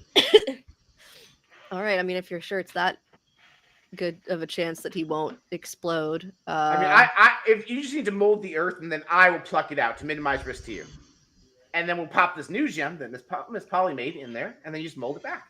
Oh, did my fabricate trigger wild magic? Oh, good question. Let's find out. Oops. Yeah, it does. God damn it! All But right, you were what back is- in the ship, so what is 1,000 feet up in this cavern of a pocket dimension? No. No. Sea I just rolled cucumber. 1, right? yeah, just one. 24. Oh my gosh. All right. Swear to God, if I'm 200 feet in the fucking air again. You said 24? Yeah. All right, hold on. Boop. That's funny. Maybe that one. You're a cleric and druid. Are you anything else? No. If it matters, it was a cleric spell. That one's terrible, but I do like the cleric one more. Polly, you're gonna believe whatever the next lie it is that you hear. Oh, Lovely. We're 90% conveniently- sure. wait. Conveniently, order of operations. The next Yeah. lie Polly heard was Jake saying, 90% sure. "We're 99% confident this is safe." Yeah, Polly believes it. Absolutely. even though you were there for the Arcana check. I don't know why, but I'm I'm just very not sure that convincing. this is gonna work. I think Polly thinks to herself, "Man, I don't think that is Jake's math right. I mean, he's confident in it at least." She's doing the mental math, and she's like, "I forgot to carry the 2. Oh my god, there was no 2, folks." Oh, hey, we were 97% confident. That's great. So yeah, Gog is like more of a like he seems like he only really like communicates with people that he's really close to, and he's more of a silent kind of like, And so he like will walk up towards this piece of wall that you are pointing out to him, and he will cast Mold Earth on the wall to assist with you getting this gem out. All right, I'm going to put on 4 layers of gloves, Okay. and then I'm going to remove the magic rock and let Polly put the other magic rock in its place. Yeah. Okay. Holly, do you do this? Polly very carefully in the little in her talons is holding the gem and kind of sliding it back into place. Okay. You And then give we just give the signal for him to mold it back. Yeah. you give him the signal. He molds it back. Everyone kind of like holds their breath, I think, for a moment as you wait to see if anything terrible happens to the section of wall as the gem goes back into place. And seems fine. Seems like the fabricate did the Okay. job. 4 players of gloves was good enough. Okay. Yeah. So, do you guys want to examine it now that it's fully out of the wall, or? Sure. First thing we're doing is transferring it into a container, like a bucket or something, so no one's directly touching it. Okay. It's All now right. in a bucket. Yeah. Do you want to examine it here in the house, or do you want to wait until you get back to the ship? Oh, is the movable rod and the replacement gem a good enough trade? Are you guys good? Do you want anything else from us? We can give you our speaking stone number if you want to call it these 2 for babysitting services in the future. You are kind of like I feel like there that's needs to a be travel snap, like, accommodations yes. because you guys are in between 2 suns, so it's not super easy for us to get here unless there's like a back door somewhere. Oh, wait. You guys came in the way between the suns? That's the way we knew to get in. If you know a more not dangerous way to get in and out, actually, because that'd be great. Because we don't know if there's, like if you know like a safer exit, that would be great. We could come visit more often, so you can have the babysitting thing. If you kids break anything, we know mending. Yeah, we'll hook you up. Honey, they came in between the 2 suns. That has very they don't know how to use the 3 seashells energy. Yeah. Oh, you don't just swear at the little citation printer until you have enough paper? And I think she comes over at this point and she's gone back to like doing her own thing, and she's just looking at you with this ultimately bewildered look of you didn't just use the transporter spell to get to the neighborhood. You came in between the 2 suns? We could not find anybody that knew how to get here other than between the 2 suns. We're pretty sure that the Dragon King Lumine is also going to expect us out there, so we'd rather not go out that way. Talia's doing this in the background. No! No. This guy is like doing sketchy stuff with the police. He's like not a good guy, to be perfectly honest. Yeah, the wife narrows her eyes when you mention him, and she's like, yeah, well, I've at least heard of him. Talia, roll me a history check super quick. Well, here's the thing. Prince literally told me these guys don't like his dad, so I thought saying we don't like his dad would go well with them. Yeah. Can we quiet Jake down? Yeah, no kidding. We are almost out of here. Hold on, just wait. I want to see what Talia gets for this roll first. That's a 10. I don't Okay. no, put that tongue back. No, that's me deciding how this goes as far as what you've heard. So yes, it is correct that you were told that these two do not like his father. I think in this moment, everyone can roll me insight. I just need to tell you to roll me history separate, since this would be something that only she would know. Actually, I'll have Poppy roll too, because Poppy might know this. Oh yeah, Poppy knows these guys. She does. So Poppy does roll pretty good for this. She has a bonus in history too that I forgot I gave her. Cool. Yeah, so Poppy definitely knows why she would be like this, because she got a 25. I got Polly 18 on insight for a 14 plus 4. Dirty Polly got 20. 20. 19. 19, 28, and 4. Yeah. Yeah, No, Talia, you're just Talia, you're panicked. You're just like, yeah. no, don't talk about them. You're just a little too panicked. But everyone else with insight here,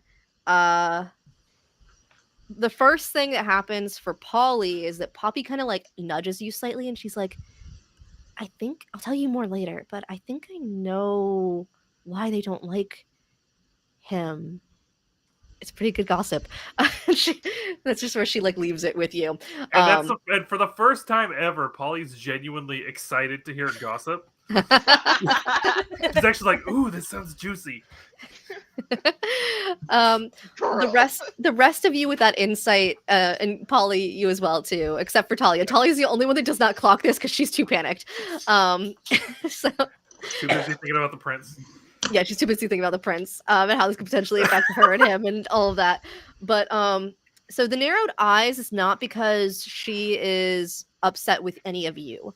The narrowed eyes is more of a genuine reaction to hearing about him at all, and that she just does not appreciate him. And so she has been taking in that you're just like, yeah, we don't like him, and he doesn't like us. And so she's like, I wonder what they did to get on his bad side, because now I kind of want to know. But she doesn't clarify why it is that she does not like them, but you can tell from the look on her face that it's like, yeah, we don't really get along that well with them. We picked a safe neighborhood here, it's kind of secluded from a lot of the astral sea for a reason. We love our neighbors. Everyone here is so nice and not involved in courtly politics.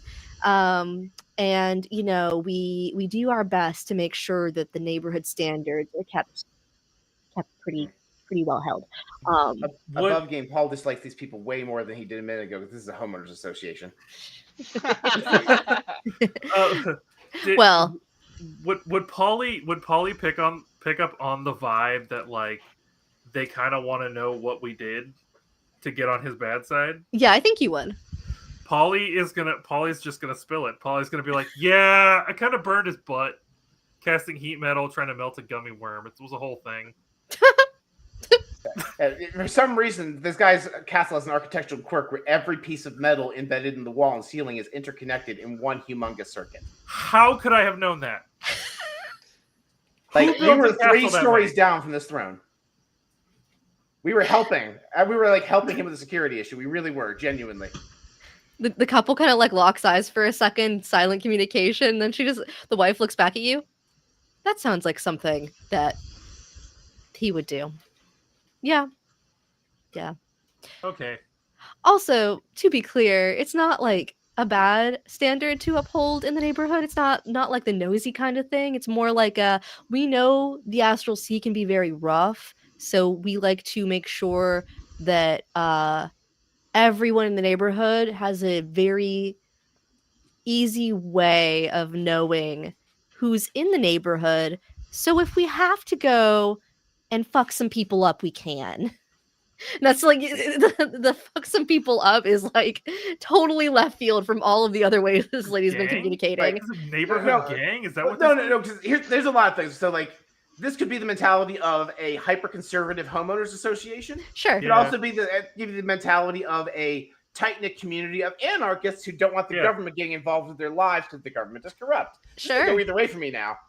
Sure. Well, they did say staying out of court politics, which makes me think it's probably more the latter than the former. But And I will point out, you guys were basically greeted by like a neighborhood watch in the Astral Fox of Laura when she showed up and kind of like vibe checked everyone and was like, "Who are you and why are you here?" So,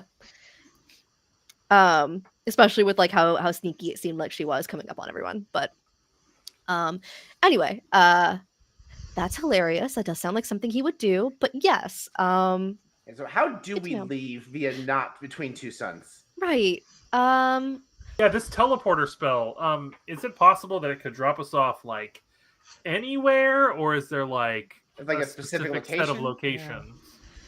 How far do you need to get? There is like a distance limitation for most people because it's kind of based off of the strength of the spell you're in. I think me or my husband could probably get you pretty far, but I mean, we still are limited in total. So yeah, where are you trying to go? So I reached for my map. Wait, I know where you're going. Hold on. I pull out the treasure map to the planet of the Lost Treasure Vortex. We're trying to go there. Jake, before we do that, Speos said that they were going to be meeting us here, and they never did. Which makes me think that possibly they're waiting for us to leave, which is why I wanted to know if there were fixed locations that it would take us to. Right. Actually, give me a second here. I'm going to call up which vegetable is this guy named after? Oh, God, what was it?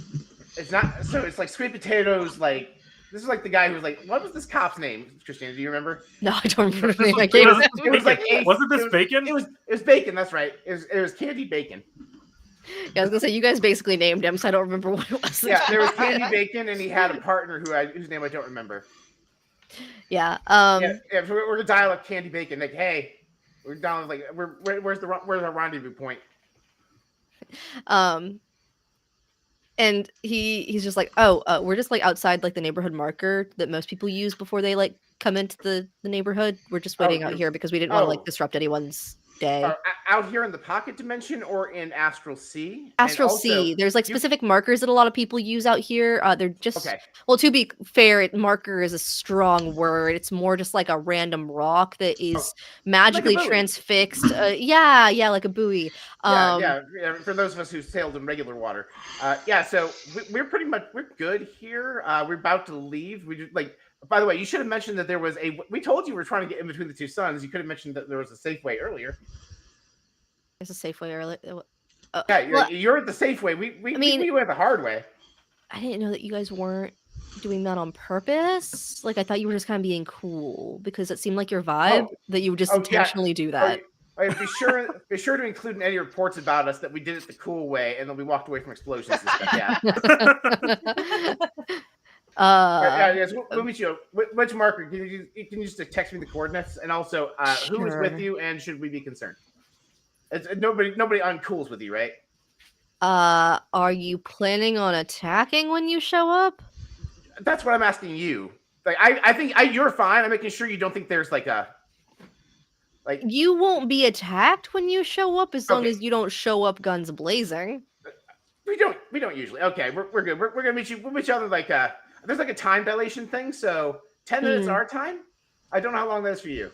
We're gonna just wait here until you show up. Yeah, like as long as it's not like a several year time dilation time frame. Because we're able to have this conversation in like you're doing this weird thing. You speed up and slow down by the second. But I get the impression it averages out. So probably somewhere between 10 minutes and half an hour. Okay, I'm gonna make a sandwich then. Oh, cool. What kind of sandwich? I don't know. I'm gonna see what we have on the ship. Actually, how many of you are there? We could have like a lunch thing. Like I have the best cook in the Astral Sea. There's 8 of us. Oh no, 8. We can feed 8, right, Miss Polly? Yeah, easy. Oh yeah. You guys can like dock with us, and we'll do lunch thing. All right, yeah, we'll see out there. Do we have anything else, or can we just skip to the part where we teleport out of here? Is the neighborhood watch going to follow us or anything? I think we should teleport and not teleport to where they are. I feel like we should just teleport to where as far as we can go towards the treasure No. of the Sea of Cortez. No, I like they're working with us in good faith. I feel like we should act. Actually, let me do the smart thing. Can I insight check the bacon to make sure that we're still good? Please. Yeah, you can. Please. Okay, that is an 18 on the die. Insight. Jake is okay at this. Plus 4, 22. As far as he knows, is what he said is Yeah. true. Whether Yeah, other no, people maybe plan to do something stupid, he doesn't know. But as far as he's concerned, you guys are good. So here's the thing, Miss Polly. Yes, we need to get to the treasure, but there's also a higher conspiracy within the Space Coalition and with King Lumine that they may be able to help us sort out. I think it's not as simple as returning the treasure, right? So let's check in with Lieutenant Candy Bacon, and we'll convey what we need to do and see what our next steps are. My God literally told me to meet with Candy Bacon about this, so. I am uncomfortable with this decision. However, I shall go make candied bacon sandwiches. That sounds really good. All right, cool. And before like you guys fully leave, the couple does explain like, yeah, like we could get you as far as you need to go, but there are usually like it's not like always specific locations. It's just there's some markers that people use. Like I heard you guys talking, so we could get you to one of those. We could get you pretty far, maybe a planet or two, which is really stretching the limits of what we could do, but we could try at least. Is it possible for us to pop out at this marker, talk to our friend, and then just like kind of pop in and you pop us where we need to go? Because my ship can do it, but it yelled at me the last time I did it. What do you mean your ship can do it? So there's this big button that now says, Jake, do not press except in emergencies, with my permission. Where I push it and it can teleport me to pretty much anywhere in the Astral Sea and multiple different planes. Basically, my Spelljammer can cast a plane shift spell. But it makes my ship and all of our crew very sick if I do it wrong. I'm told I'm not ready to do it right yet. Interesting. Alexa, I can't do that yet, can I? Alexa chimes in. Not. You can't. The Which plane shift- the plane shift button? Yes, the big red Jake, do not do this unless I have Alexa's permission plane shift button. Because we can also just use that if that's easier for everybody, if it's okay with you and it's okay. We can talk about it when you get back to the ship. It depends. All right, that'll be plan A. We will speak and stone you guys. We got the speaking stone numbers for the babysitting thing, so. Yeah, and before you leave, like the wife kind of gestures over. It's like you, wizard. Which one was the wizard or the spellcaster? She like hands you a scribbled piece of paper really quick, for any like Polly over to you. And it's detailed instructions on this spell that they're referring to for the teleportation thing. And yeah, it is just like a kind of a modified plane shift spell here. But she does like write down in the notes that it's like distance depends on like strength of caster, pretty much like magical capabilities of caster. And she's like, I have a theory based off of what I heard you say about everyone getting sick. I don't know you well enough and I don't know the situation well enough, but I believe usually the reason we say the distance is based off of the person is because the further you go, you kind of push the bounds of your connection with the weave, which is already kind of pretty unstable out here in the Astral Sea. So it can get kind of tricky when you're using magic that's too powerful for you. And from what it sounds like with the curse thing happening and bad things happening for you guys, maybe it's even more unstable and weird. So maybe that's what happened. Just a theory. I don't know. I'd have to do more research into it. Sure. Does sound really cool. Now I'm really curious. If you guys come back to babysit, maybe we'll talk more. But we were like level 5 or 7, and we were also in the middle of combat and did it in kind of a rush. So how far did you go? We went from one of these two planets with the same name, I'm not sure which one, to the Forgotten Realms. Whoa. Yeah, no wonder you guys got sick. That's not something I think even we could do. I'm also pretty sure that Jake was the one who cast it, so I don't know what Jake's I'm a half caster, spellcasting so. looks like. Well, I'm like a 3/4 caster because I'm part. Oh, oh, and you're not dead. No, it's fine. I spent like the next canonical 3 days vomiting in my bathroom. So that's it. You only okay. I have a very good Constitution score. Okay. She's also a really good ship. Alcohol. She's a really good ship. Oh, that's true. Interesting. Anyway, I will talk your ear off about this if you don't leave, because now I'm very curious and I would love to do more research, because that's my entire thing. But anyway, I'll let you all leave because it sounds like you have important things to attend to. Keep us posted if there's anything we can help with, I guess. All right, we will definitely do that. And All right, I so- assume you guys leave. Yeah. We take the we take the little sputtery RV space truck back to our thing docket. We fly away. Okay, all right, so Alexa, we're gonna just use the spell that's going to pop us over to this buoy. Is probably safe. I assume Poppy can do it better than me, so I'm not gonna try it. Sure. Also, Poppy, apparently when we push the button, you should be pushing it. Anyway, get us out of here, Poppy. Yeah, so the instructions were more just like let a full level spellcaster potentially push the button to get you guys out, but yeah, if you guys want Poppy to do it, Poppy will do it. She's like, I mean, you put all those protection spells on me, so I might as well see if they're working in case this goes badly, right? Yikes! Yep. No. By the way, the bucket with the magical diamond in it is now covered in 3 layers of bubble wrap, alongside 4 other buckets that have magic diamonds in them, covered in 4 layers of bubble wrap. Amazing. But yeah, you guys will push the button, teleport out. Completely, totally fine. Nothing crazy happens except she does proc wild magic casting the spell. But we'll address that when we come back from break. Right. And we'll use that as our 15-minute break, and we'll come back in time 05. So Okay. All right. I love it.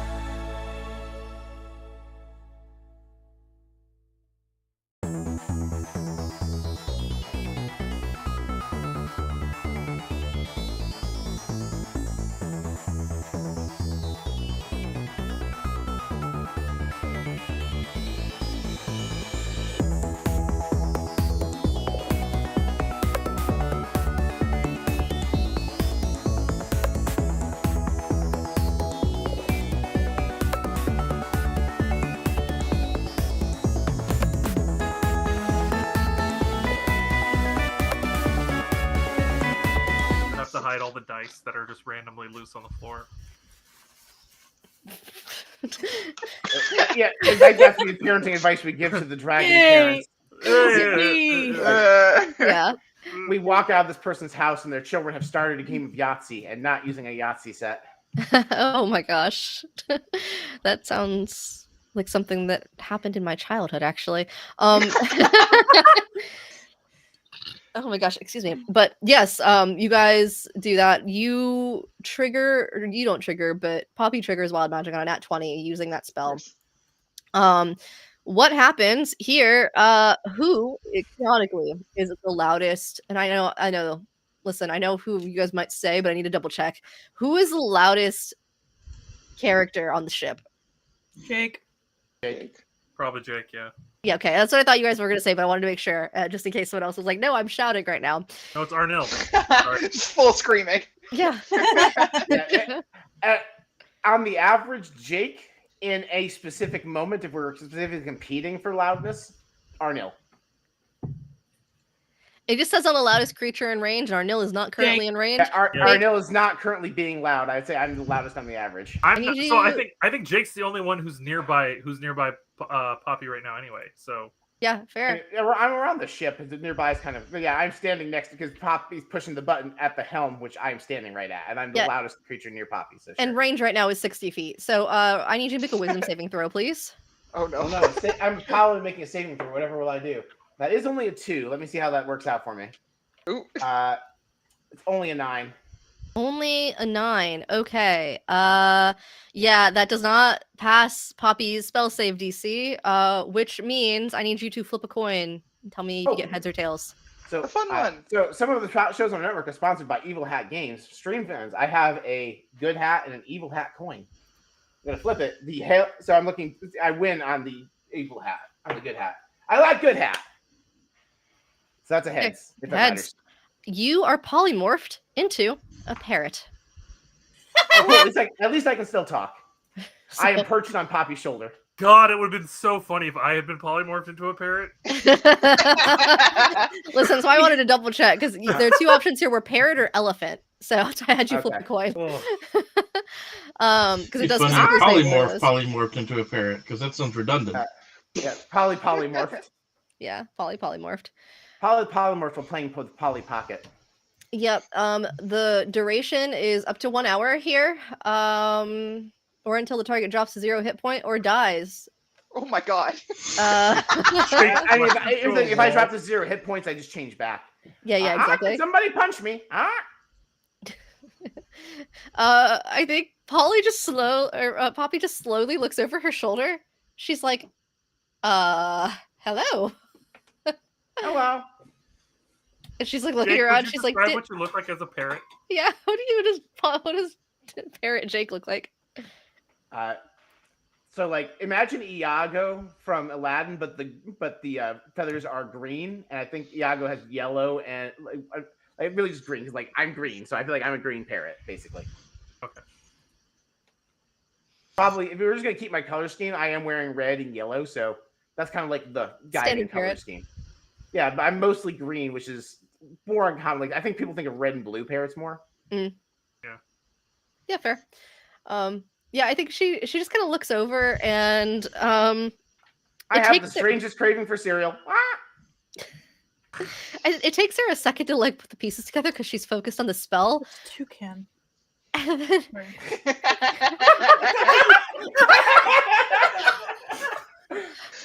I think she's just like, Polly, I did something. Polly. I'm pretty sure it's offensive to call me that now that I'm a parrot. Polly rushes to the helm and she's like, Poppy, what's going on? What's wrong? I turned Jake into a parrot. I didn't mean to turn him into a parrot. It's okay. Jake, come with me, please. Okay. As long as you have crackers. I have so many crackers. Let's go. And then I'm gonna take Jake out of the helm, and I'm gonna be like, Jake, do you want me to punch you really, really hard? For legal reasons, I have to say yes. For legal reasons? I would rather not, but it's better than being a parrot. Oh. Sorry. Polly just sets you down and just kind of walks away. No, you are a humanoid parrot is not the same thing as being an actual fucking bird. It took me a second. I was like, oh, damn. I How many hit points does a parrot have? Great question. So a giant parrot is one thing, but like most random It just says parrot. Yeah, like That's here's the thing: most birds have 1 to 4 HP. An unarmed strike should immediately revert me. It says you have 1d4 minus 1 HP. So so the average on a d4 is 2 minus 1 is 1. I think Jake needs to learn to embrace his bird side. Yeah. Tenza, just go ahead and clip this from like when I transformed until Alice has spoken. Just send that to Steph for me. I'd appreciate you.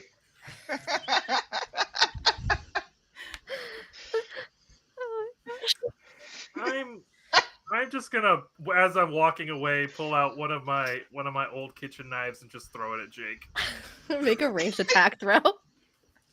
Can Ursa do it at advantage because Jake is going to flutter to intentionally throw himself in front of the knife? Yeah, sure. sure. Oh God, that got dark. Whoa! 27 to hit. Yeah, I'm pretty sure it's a bird, but armor class is not good. So. Okay, and a whopping 6 damage. That is so much above. For small animals, though, the armor class isn't just like how tough you are; it's also how easy you are to hit. I mean, sure, but my armor class is definitely below 27. 6 damage, 3 of it piercing, if that's relevant. I don't think it is. I'm pretty sure I'm just bloop. Jake pops back in, and now there's just this cooking knife arguably like randomly wedged in like the shoulder pad of my arm, and I pull it out. Thank you. We've finally annoyed Xtina enough to leave the game. It's finally happened, friends. Jake. Yep, finally happened. Jake, I'll forgive you this once. I do hope you realize there's a distinction. I didn't mean specifically parrot. I meant being a non. Too soon. Creature. Too soon. Later. We can talk about it later. What's weird is I stayed about the same size, so that's weird. Oh my god. It's my new I'm favorite gonna bit. go back to making sandwiches. Thank you for all your friends. Oh, did you see the notes I left on that dessert recipe I wanted to try sometime? It's from like 20th century Earth. It's called a candle salad. Anyway, No. I would like to try it. Fuck me running. Anyway, I go back to the helm. Did that have to come back? You did. I You didn't say explain on it beyond air. what it is. Yeah.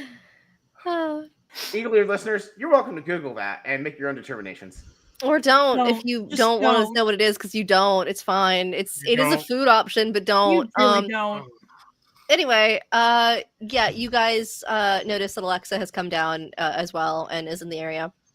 And she's like, we are being hailed by presumably a friendly ship. Oh, Yeah, sure, God. I'll take the call at the helm. It's your buddy that you've been talking to. Yeah. Oh, hey, Officer Bacon, how's it going? Hey, I think that's your ship.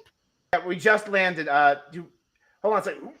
Oh no, there was just muscle memory from the last time we did that. I'm okay. Oh, okay. I have bad memories plane shifting on this ship. Long story. Oh, You may have been there, but it's even longer story if you were. okay. All right, Yeah, sure. Anyway, yeah, come over, Doc. With our acting captain / head chef is making lunch. Oh, that's a unique combination of Well, I titles? became an admiral once we got 2 more ships, so she got promoted, but she also is the ship's cook and doesn't want to give the job up. I keep asking her, like, you can cook once in a while. She's like, no, most of the time it's fine. right. I'll be Our- there her shortly. co-captain is sleeping, so. Right. Well, we'll be there shortly. And he just kind of hangs up bewildered, as I feel like a lot of conversations with people that you guys have been going lately. Just what? All right, Alexa, we don't see any signs of like King Lumine's mothership or anything, right? We just see like 6 or 8 Bayas cops. Currently, there are no indications of hostile ships nearby. I'm still grabbing the prince by the back of his shirt, and I'm shoving him into a room. Like, we're not participating in this. Yes, Prince Lumine, pretend that you are in your room, be quiet, and pretend you're not here doing anything. You're welcome to read or whatever.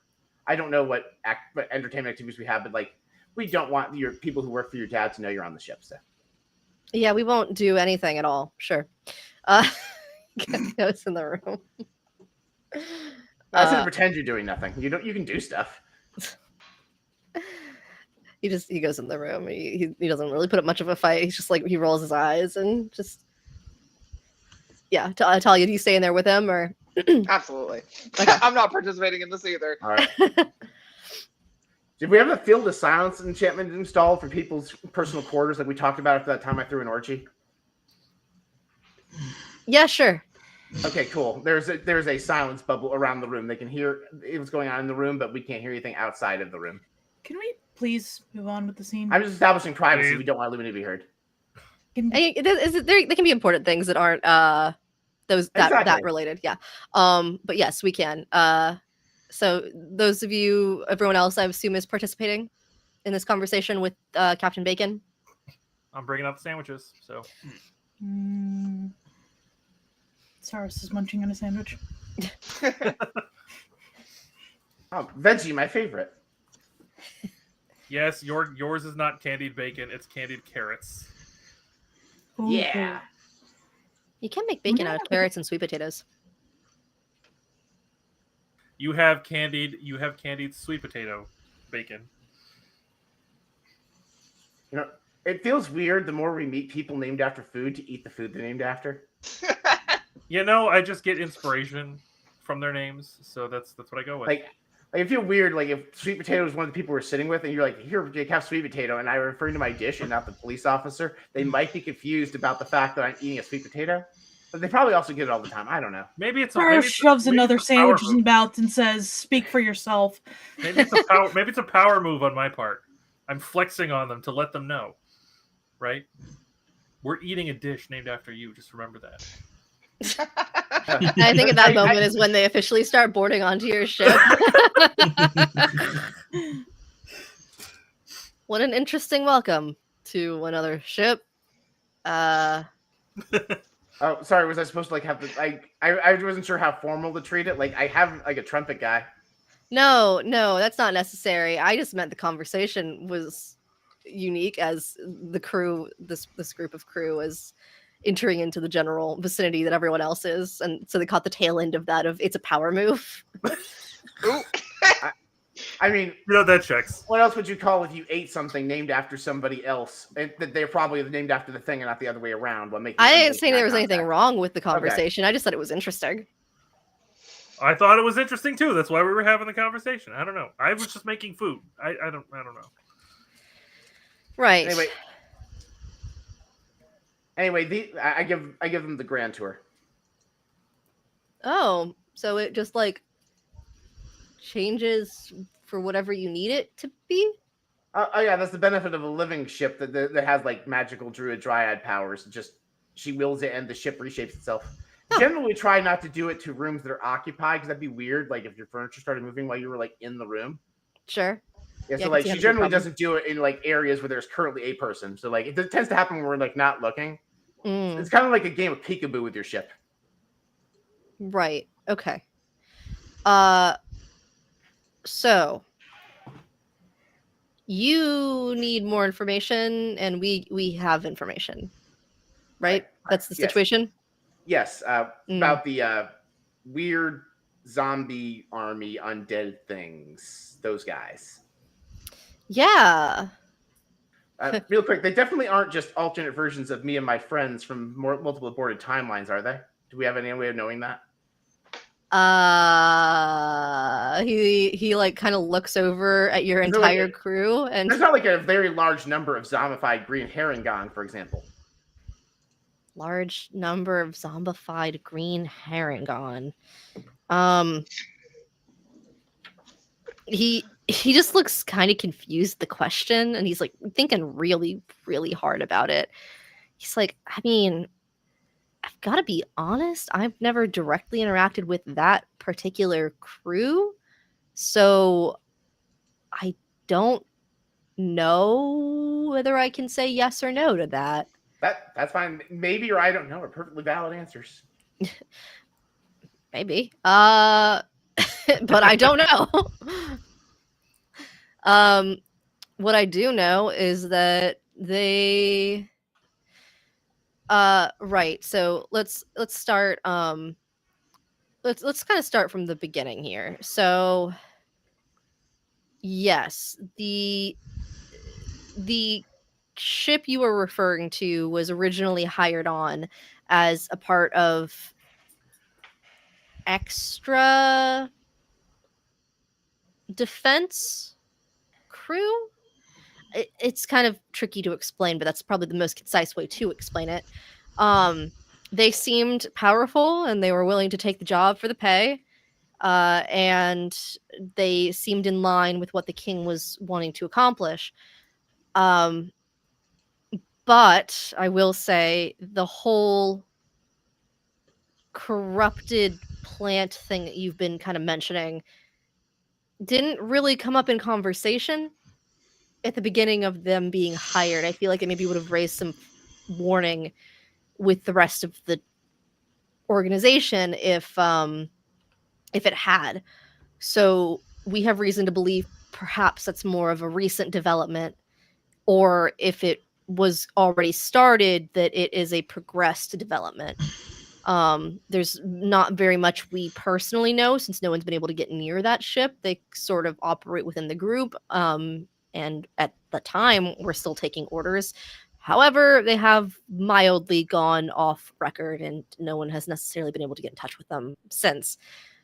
So we are on the lookout for their ship just to make sure if they're even alive at this point. But I mean, they are technically independent, contracted people, so it's kind of one of those things where they are welcome to do what they are needed as long as they're not being actively summoned. And we only keep tabs on them as far as what we need to. Now, I will say one reason that the group has been very interested in you and your crew has come down to some interesting pings we've gotten with some of our spellcasters who are very in tune with the weave in the astral sea. We're not opposed to wild magic sorcerers or those who generally can intentionally cast with that kind of a situation. We understand that on occasion it's an accidental thing, people come into it, and it's kind of a controlled chaos. However, the controlled part seems less controlled with your group, and so at this point it's mostly been about trying to get answers to questions about what the fuck is going on. So I think we touched on this briefly in our Speaking Stone conversation. Yes. When I first acquired the ship, we went on an adventure. We recovered the legendary, apparently much more cursed than I anticipated, treasure of the space pirate vortex. Right, and you said you were trying to get the treasure, and you're hopefully succeeded so far? Yes. We have all 5 pieces. We should theoretically need to just go to the planet we got the treasure from, put it back. And you remember the planet you have to go to? Yeah. I have it marked on my map. I still have the map Okay. up there the first time. It's weird. It's like a planet where you can only get there if you know where it is already. I guess is part of the magic that protects it. Interesting. Which begs a lot of questions about how that's why I needed the map, right? But in either way, neither here nor there. We should be able to go there, place it. I think I prayed to my god, and he helped me re-sanctify the area so that the curse is contained within the treasure again. And I think we're good as goose. Okay, in theory. What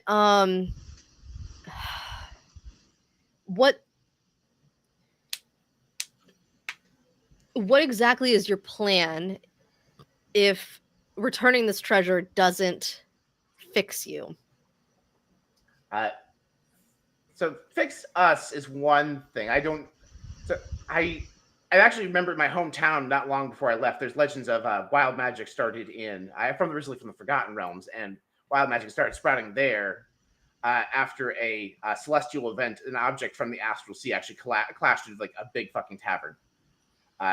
So there's other stuff, but generally speaking, it's localized to a few people. It's considered a minor annoyance as long as it's just those few people.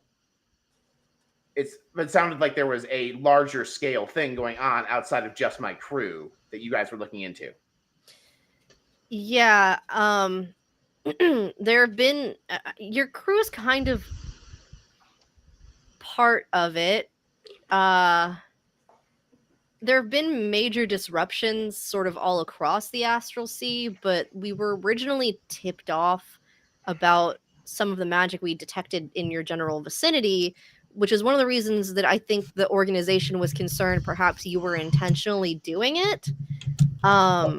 Very much not. Okay. That's useful. But it's not... Basically, any of the areas it seems like you have traveled through have been affected. But it also is beginning to happen in places we have noticed that your crew has not necessarily been noticed at, which is one of the reasons that you mentioning that other ship is of interest and major concern to us, since it could potentially line up with some of the areas that they have been.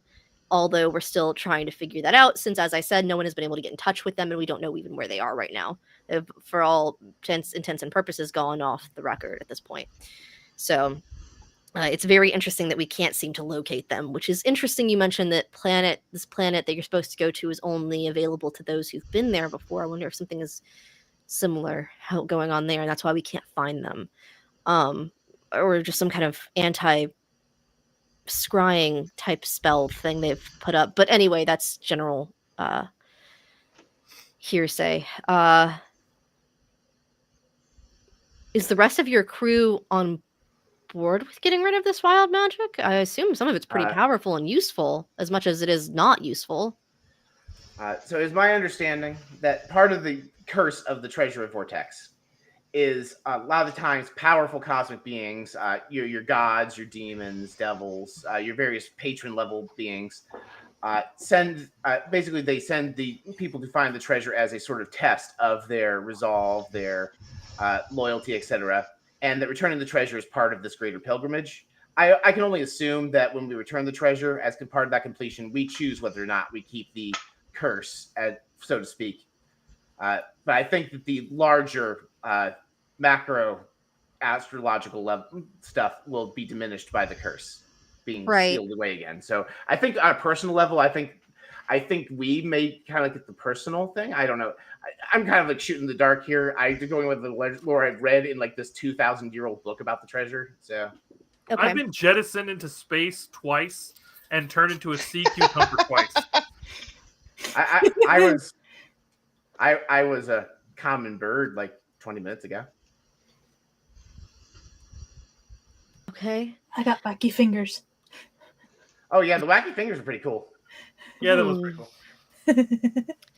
Right. And generally speaking, I think the benefit of the powerful stuff happening is somewhat outweighed by the danger of the catastrophic stuff happening to you. Yeah, I made a lot of things sticky once with a bunch of cotton candy that I couldn't control. And that was kind of a weird situation because it was also within a dreamscape, kind of, but not. It was good cotton candy, though. What the? Also, I guess to put things fairly, like, wild magic sorcerers are commonly known to cast fireball on themselves. So True. So like that level of danger or higher. So generally speaking, I do understand if anybody, given the option, would forego keeping the curse. Okay. Just kind of wanted to gauge where you stood and where the rest of them stood. So that is somewhat relieving. What is your goal after returning this treasure? Because clearly, it's driving you in some way. But, if that weren't the case, what would you be doing right now? If the treasure hadn't cursed us, I think I would have taken a much different path, to be honest. I wanted a life of adventure and freedom because I was honestly allowed about. I was a washout from my chosen profession, to be perfectly honest. That's why I changed careers to be an adventurer here in the Astral State. I think I would have just gone for adventure for the thrill of it, but now we may be we're licensed pirates or whatnot, but I think we've done more good than I think we've done harm here in the Astral Sea, and I would like to continue doing that personally. I don't speak for everybody else. They're always welcome to go their own way if our visions don't align. But I think my next step for me personally is to probably also investigate, make sure that the wild magic thing's happening. And particularly, I'm concerned about this corrupted undead adjacent spelljammer crew and what's going on. There's a large thing going on with like that corrupted plant we talked about. I want to investigate that further because I have a strong inclination that I am directly connected or personally responsible in a way I do not understand. Interesting. And the rest of you? Ultimately, I would like to be able to cook and run a kitchen.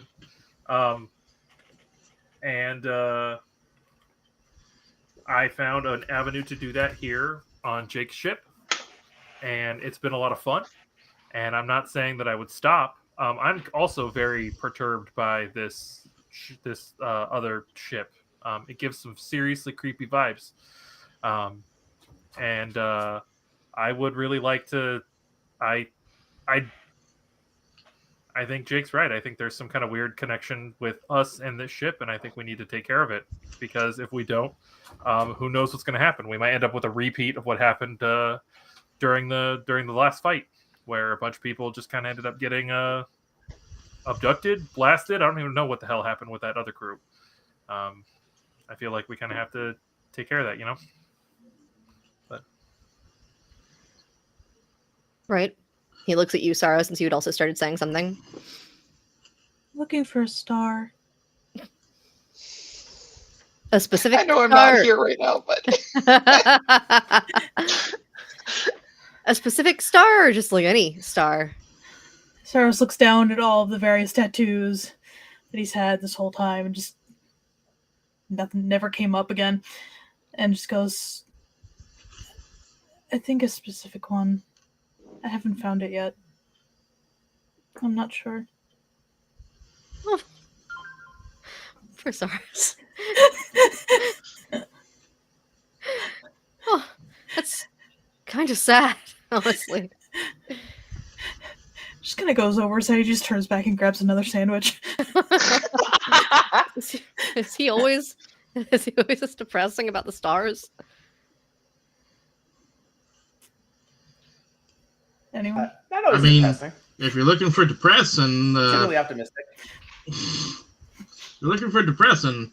I used to go out on the away team with a bunch of red shirts, and suffice it to say, I have seen more than my share of crews dying. Apparently you saw all that optimism once, is didn't about you, Captain? actually. You Yeah, got a vision well, I of mean, it once. It's a much different Yeah, thing yeah, that's happening yes. for real. Yes. I don't suppose any of your group are well versed in divination magic or into chronergy magic. No, I can't say any of our crew my crew specifically is, but I'm sure there is at least someone who is within the Spaos organization. Why? What do you need? So I learned. We didn't have time in our last call to discuss this. There may be. I actually mentioned this earlier in this conversation. I think you kind of brushed it aside. There's a lot to absorb. There have been multiple instances of our exact crew, give or take some randomness in composition, across multiple timelines that intersect this one. We are the most recent iteration of what I can only assume are several dozen crews that have never survived our journey to actually deliver this treasure back to Vortex's resting place. That's why I think that there's a direct link to us and the undead crew. A lot of our crew have died in multiple timelines. I assume there's at least 10 different dead versions of me in the multiverse now. Horrifying. Yeah, so that's why I was wondering about like if there's any way to, if it could provide any insight into this other crew with the undead living ship. It does seem oddly specific that the undead crew has an undead living ship. These are not particularly common Spelljammer ships. Fair and valid. Listen, when we're done here, I can go back to my ship and make some calls. If you want to hang around for a little bit longer, and I'll let you know what I can find out. Because yes, you're right. I definitely glossed over that a little bit because there is a lot with what's been happening with your crew and everything going on lately that we've been looking into. That didn't necessarily hit quite as much as I think it maybe should have. I'll let you know what I can find out if anyone is well versed and how quickly they can maybe get you some information. All right. Candied bacon? What? Candied bacon. Yeah. The food, not the you. Oh, sorry. It's a BLT. It's made with candied bacon. Did you want candied bacon or regular bacon? Listen, gotta go with the namesake, right? Yeah. It's intimidating. I mean, it depends. I think it depends because I really generally try and avoid eating rabbit.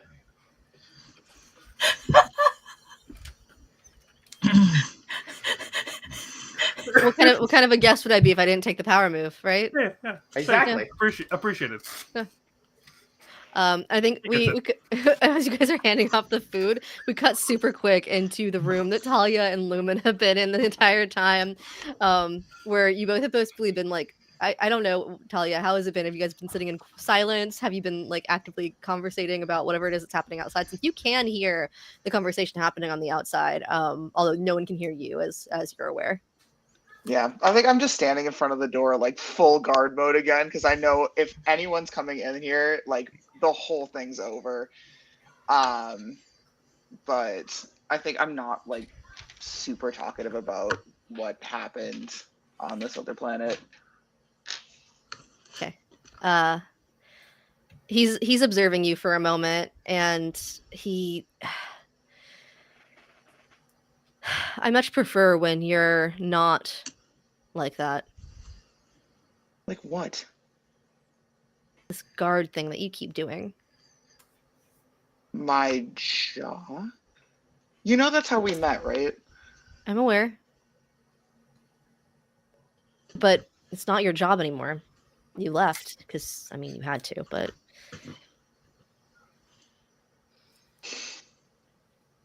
Her shoulders kind of go down a little bit.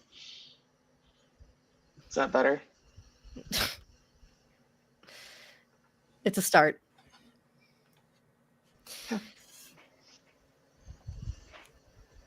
I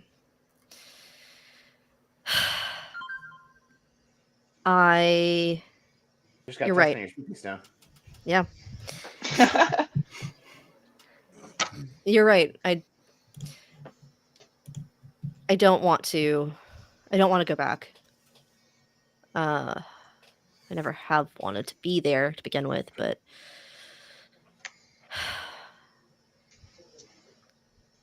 Talia, what do you want? Are you only asking me that because they're asking everybody else out there? Well, it made me think, but no, I've wanted to know what you have wanted for almost as long as I've known you. You've always had this... Yeah, you were my guard, but I wanted... God's Talia, I've never... I don't even know if you read the things I left for you, if you even knew they were there. I wanted to know what you have wanted since almost the beginning.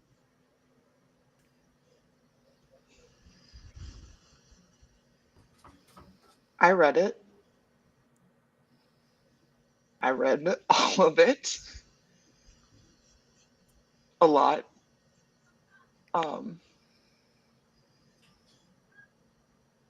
I think I wanted out the second that you said it. I want out.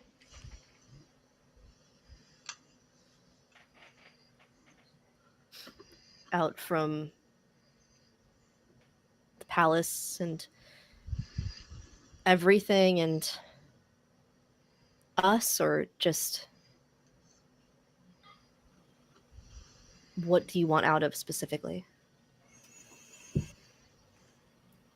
The expectation. You don't know anything about me. You weren't expected to, but a normal life would be a partnership. And I think I'd be willing to try that.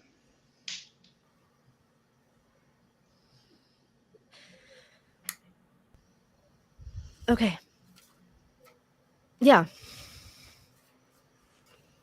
Yeah. I want that too.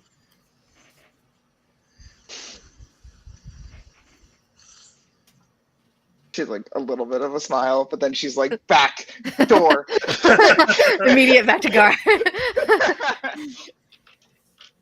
I think he just kind of sits there for a minute. It's just like with the weight of that conversation and that decision. And then we bounce back to you guys handing off these bacon turkey sandwiches.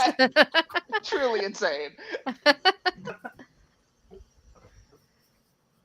All right. Do you guys do anything as you're waving him off the ship and handing off these sandwiches, or? I think we were waiting for the tenants. I think we were making conversation. And I think Jake turns probably like, I never thought about the fact, like, because this planet can only be found people knows it is that defies divination. It'd be like the best hideout. Like, you just go there and nobody could find you. Jake, if only people who have been there before can go there. No, only people who know where it is already, not people who've been there before. Okay, if only people who know where it is can go there, wouldn't previous versions of ourselves know where there is? I mean, yeah, that was part of the assumption I just had with Candy Bacon. Okay. Like I thought, like Candy Bacon, like made that. Like I was like, yeah, like that if they're alternate versions of you, they could also go there. Oh God, what if there's like a zombie apocalypse of us over there? Sorry. I might be a little bit more glad that we didn't just transport straight there, is what I'm saying. Oh yeah, no, that's a good idea. Yeah, but yeah, assuming that it isn't just full of 100 zombie crews of us, that'd be a decent hideout. If we can get that far and survive, yes, I think that would potentially be a great hideout for a crew that wants to hide out there.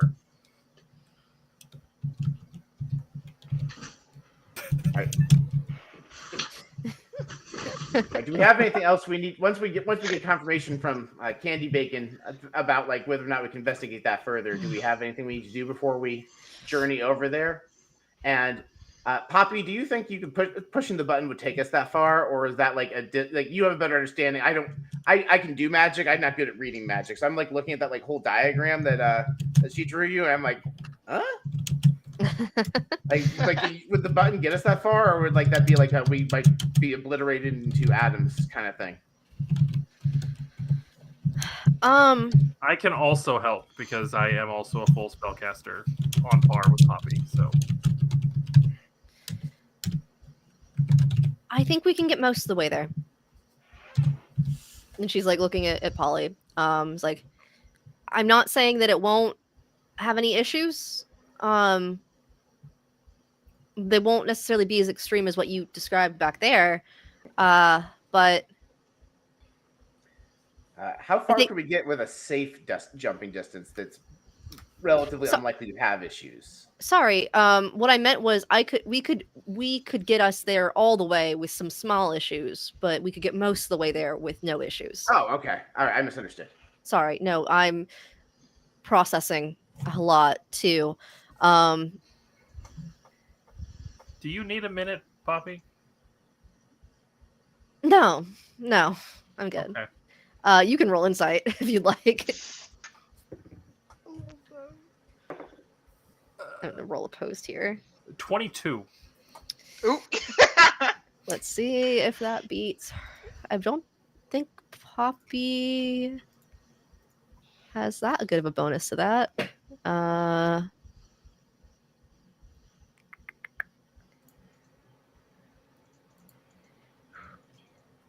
Wow, you beat that by 1. Good job. Yes. So Poppy is used to lying in this way because of previous work back at the palace as well. Yep.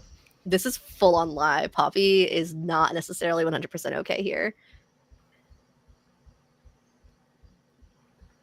Jake, if it's okay, could we like take a breather? We don't have to decide anything right this second, right? Oh, absolutely. I'll keep the helm. You two go and stretch your legs. Hang out in your quarters, the kitchen, or whatever. I will let the crew know when I get a buzz back from Candy Bacon. I think maybe the two of us should discuss how we want to navigate this whole getting us there. Is that all right with you, Poppy? Yeah, sure. Okay. And then I think Polly's gonna kind of reach for Poppy's hand and kind of navigate her to the kitchen. Okay. Yeah, she takes your hand and follows you in willingly. What's going on, Poppy? Yeah, I thought that lie would work. Pretty close. Pretty close.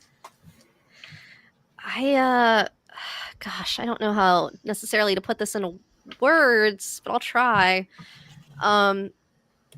This whole multiple versions of all of us thing keeps weighing on me because what does that mean? Like, are we the same kind of people? Were we all like similar casters? Were we different makeups of ourselves? Were different versions of us? And she like kind of blushes a little bit. She's like, did different versions of us feel the same way that versions of us feel now? Did they feel differently in worse ways? What happens if we get there and everything is really bad and there are zombie versions of us that we have to fight and deal with? And different from that, what happens if we get there and there's not? What does that mean about everything else going on? And there's just so much. Polly's gonna put a hand on Poppy and say, It is a lot. I still barely understand the explanation with the candies that you gave me earlier about these alternate versions of us. I don't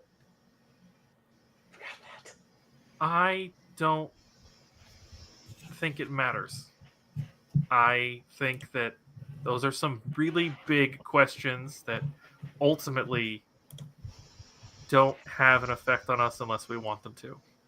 And as for alternate versions of myself and how alternate versions of myself might act or feel, I can't speak to that because I'm me and you're you.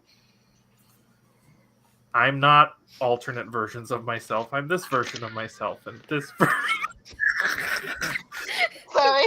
and I can say that this version of myself really likes having you around, Poppy. You mean a lot to me, and I'm really sorry about earlier. I know I got super like overprotective with like bubble wrapping you with magic, and I was just scared that something would happen. And It's okay. you've passed out on us a few times in battle. Right, I'm pretty sure every time we've gone to combat, you've passed out in some capacity. And there was the one time that you were like almost completely gone, and I was. Look, I don't do this. Okay, this is new to me. I'm not sure. I've never felt like this about someone before, and I feel like I'm kind of constantly putting my foot in my mouth. It's a good thing I'm not Jake because he doesn't wear shoes, and that's gross. But if I had cloven feet, you wouldn't think that. But no, we would. Yeah, I'd still think that. But I'm sorry. It was rude of me to baby you because you are not a baby. You are very much an adult and very much not like that, goddammit. You are very much an adult who's capable of making her own decisions, and I'm sorry. You keep apologizing, but it's okay. I know. Yeah, I was upset, but I get it, and I'm a little bit squishy. I know. That wizard training definitely didn't help with anything for me back at where I was working before, but it also taught me some cool stuff. But you don't have to keep apologizing. I know you meant well, and I guess I keep putting myself in potentially stupid situations because Polly, I care a lot about you too.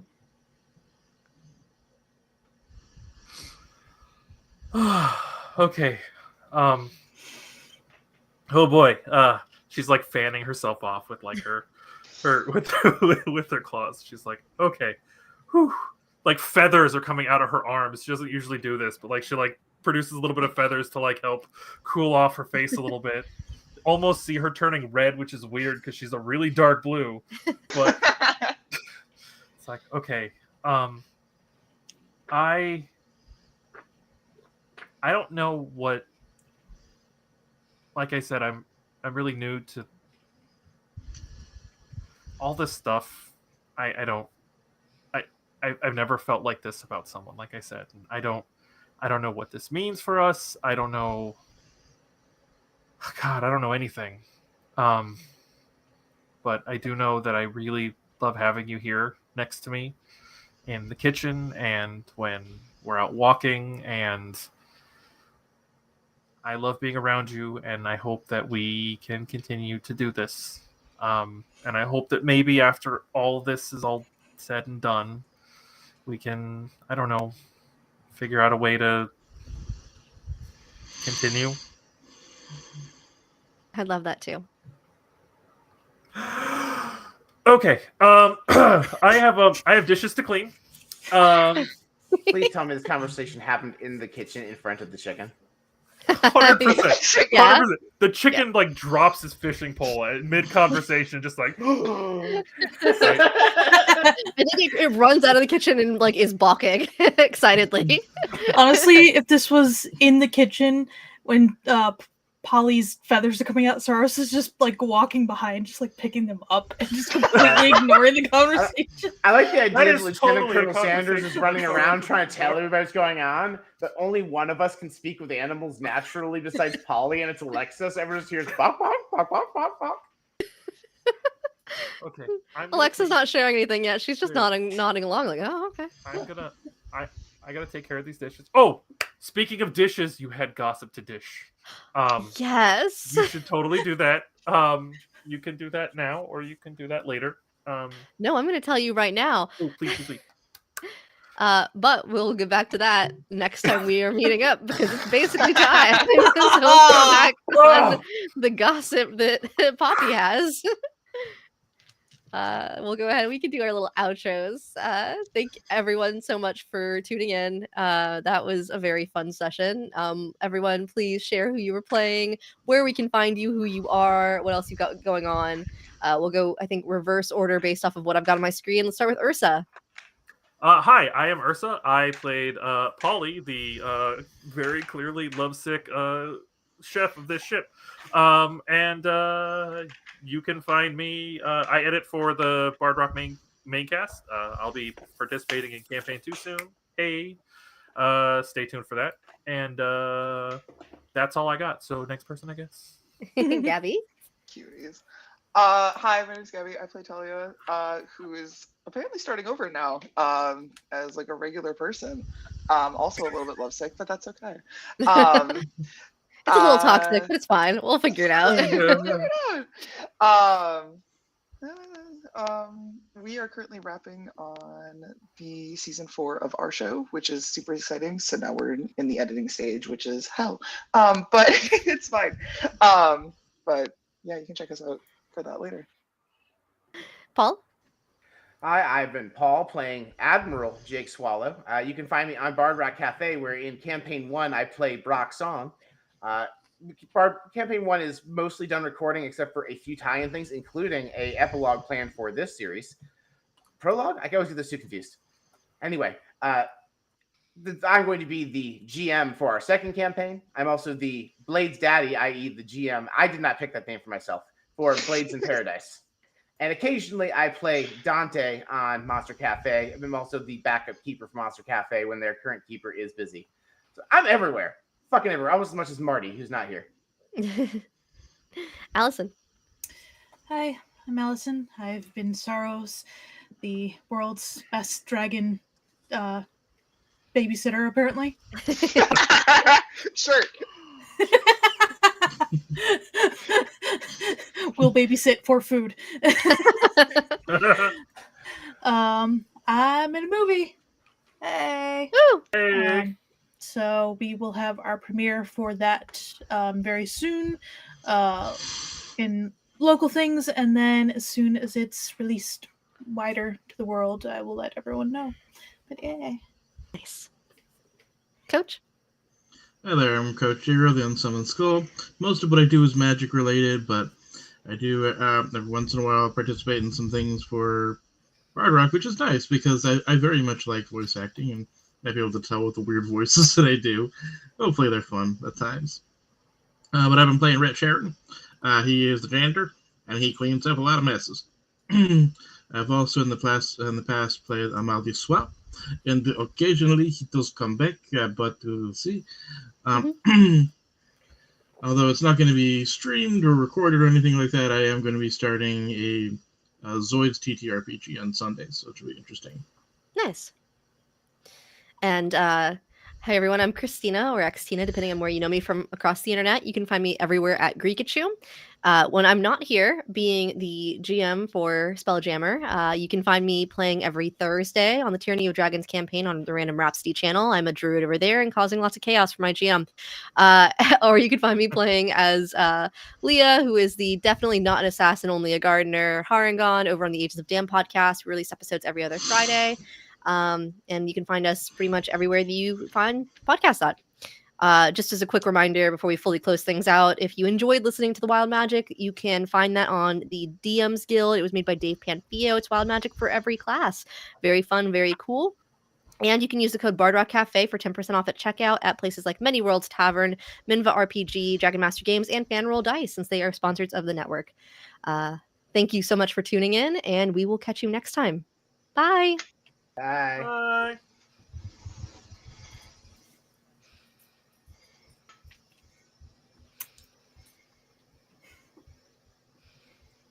We are still on air. We are. It's a frog. Trust in the OBS. Daniel You can't spell OBS without BS. Right. Daniel OBS, what are we not paying you for? It's a free service. We're not stealing it. I guess Wow. keep playing, guys. It wants the tea. It wants the gossip. wants the tea. No, you can't.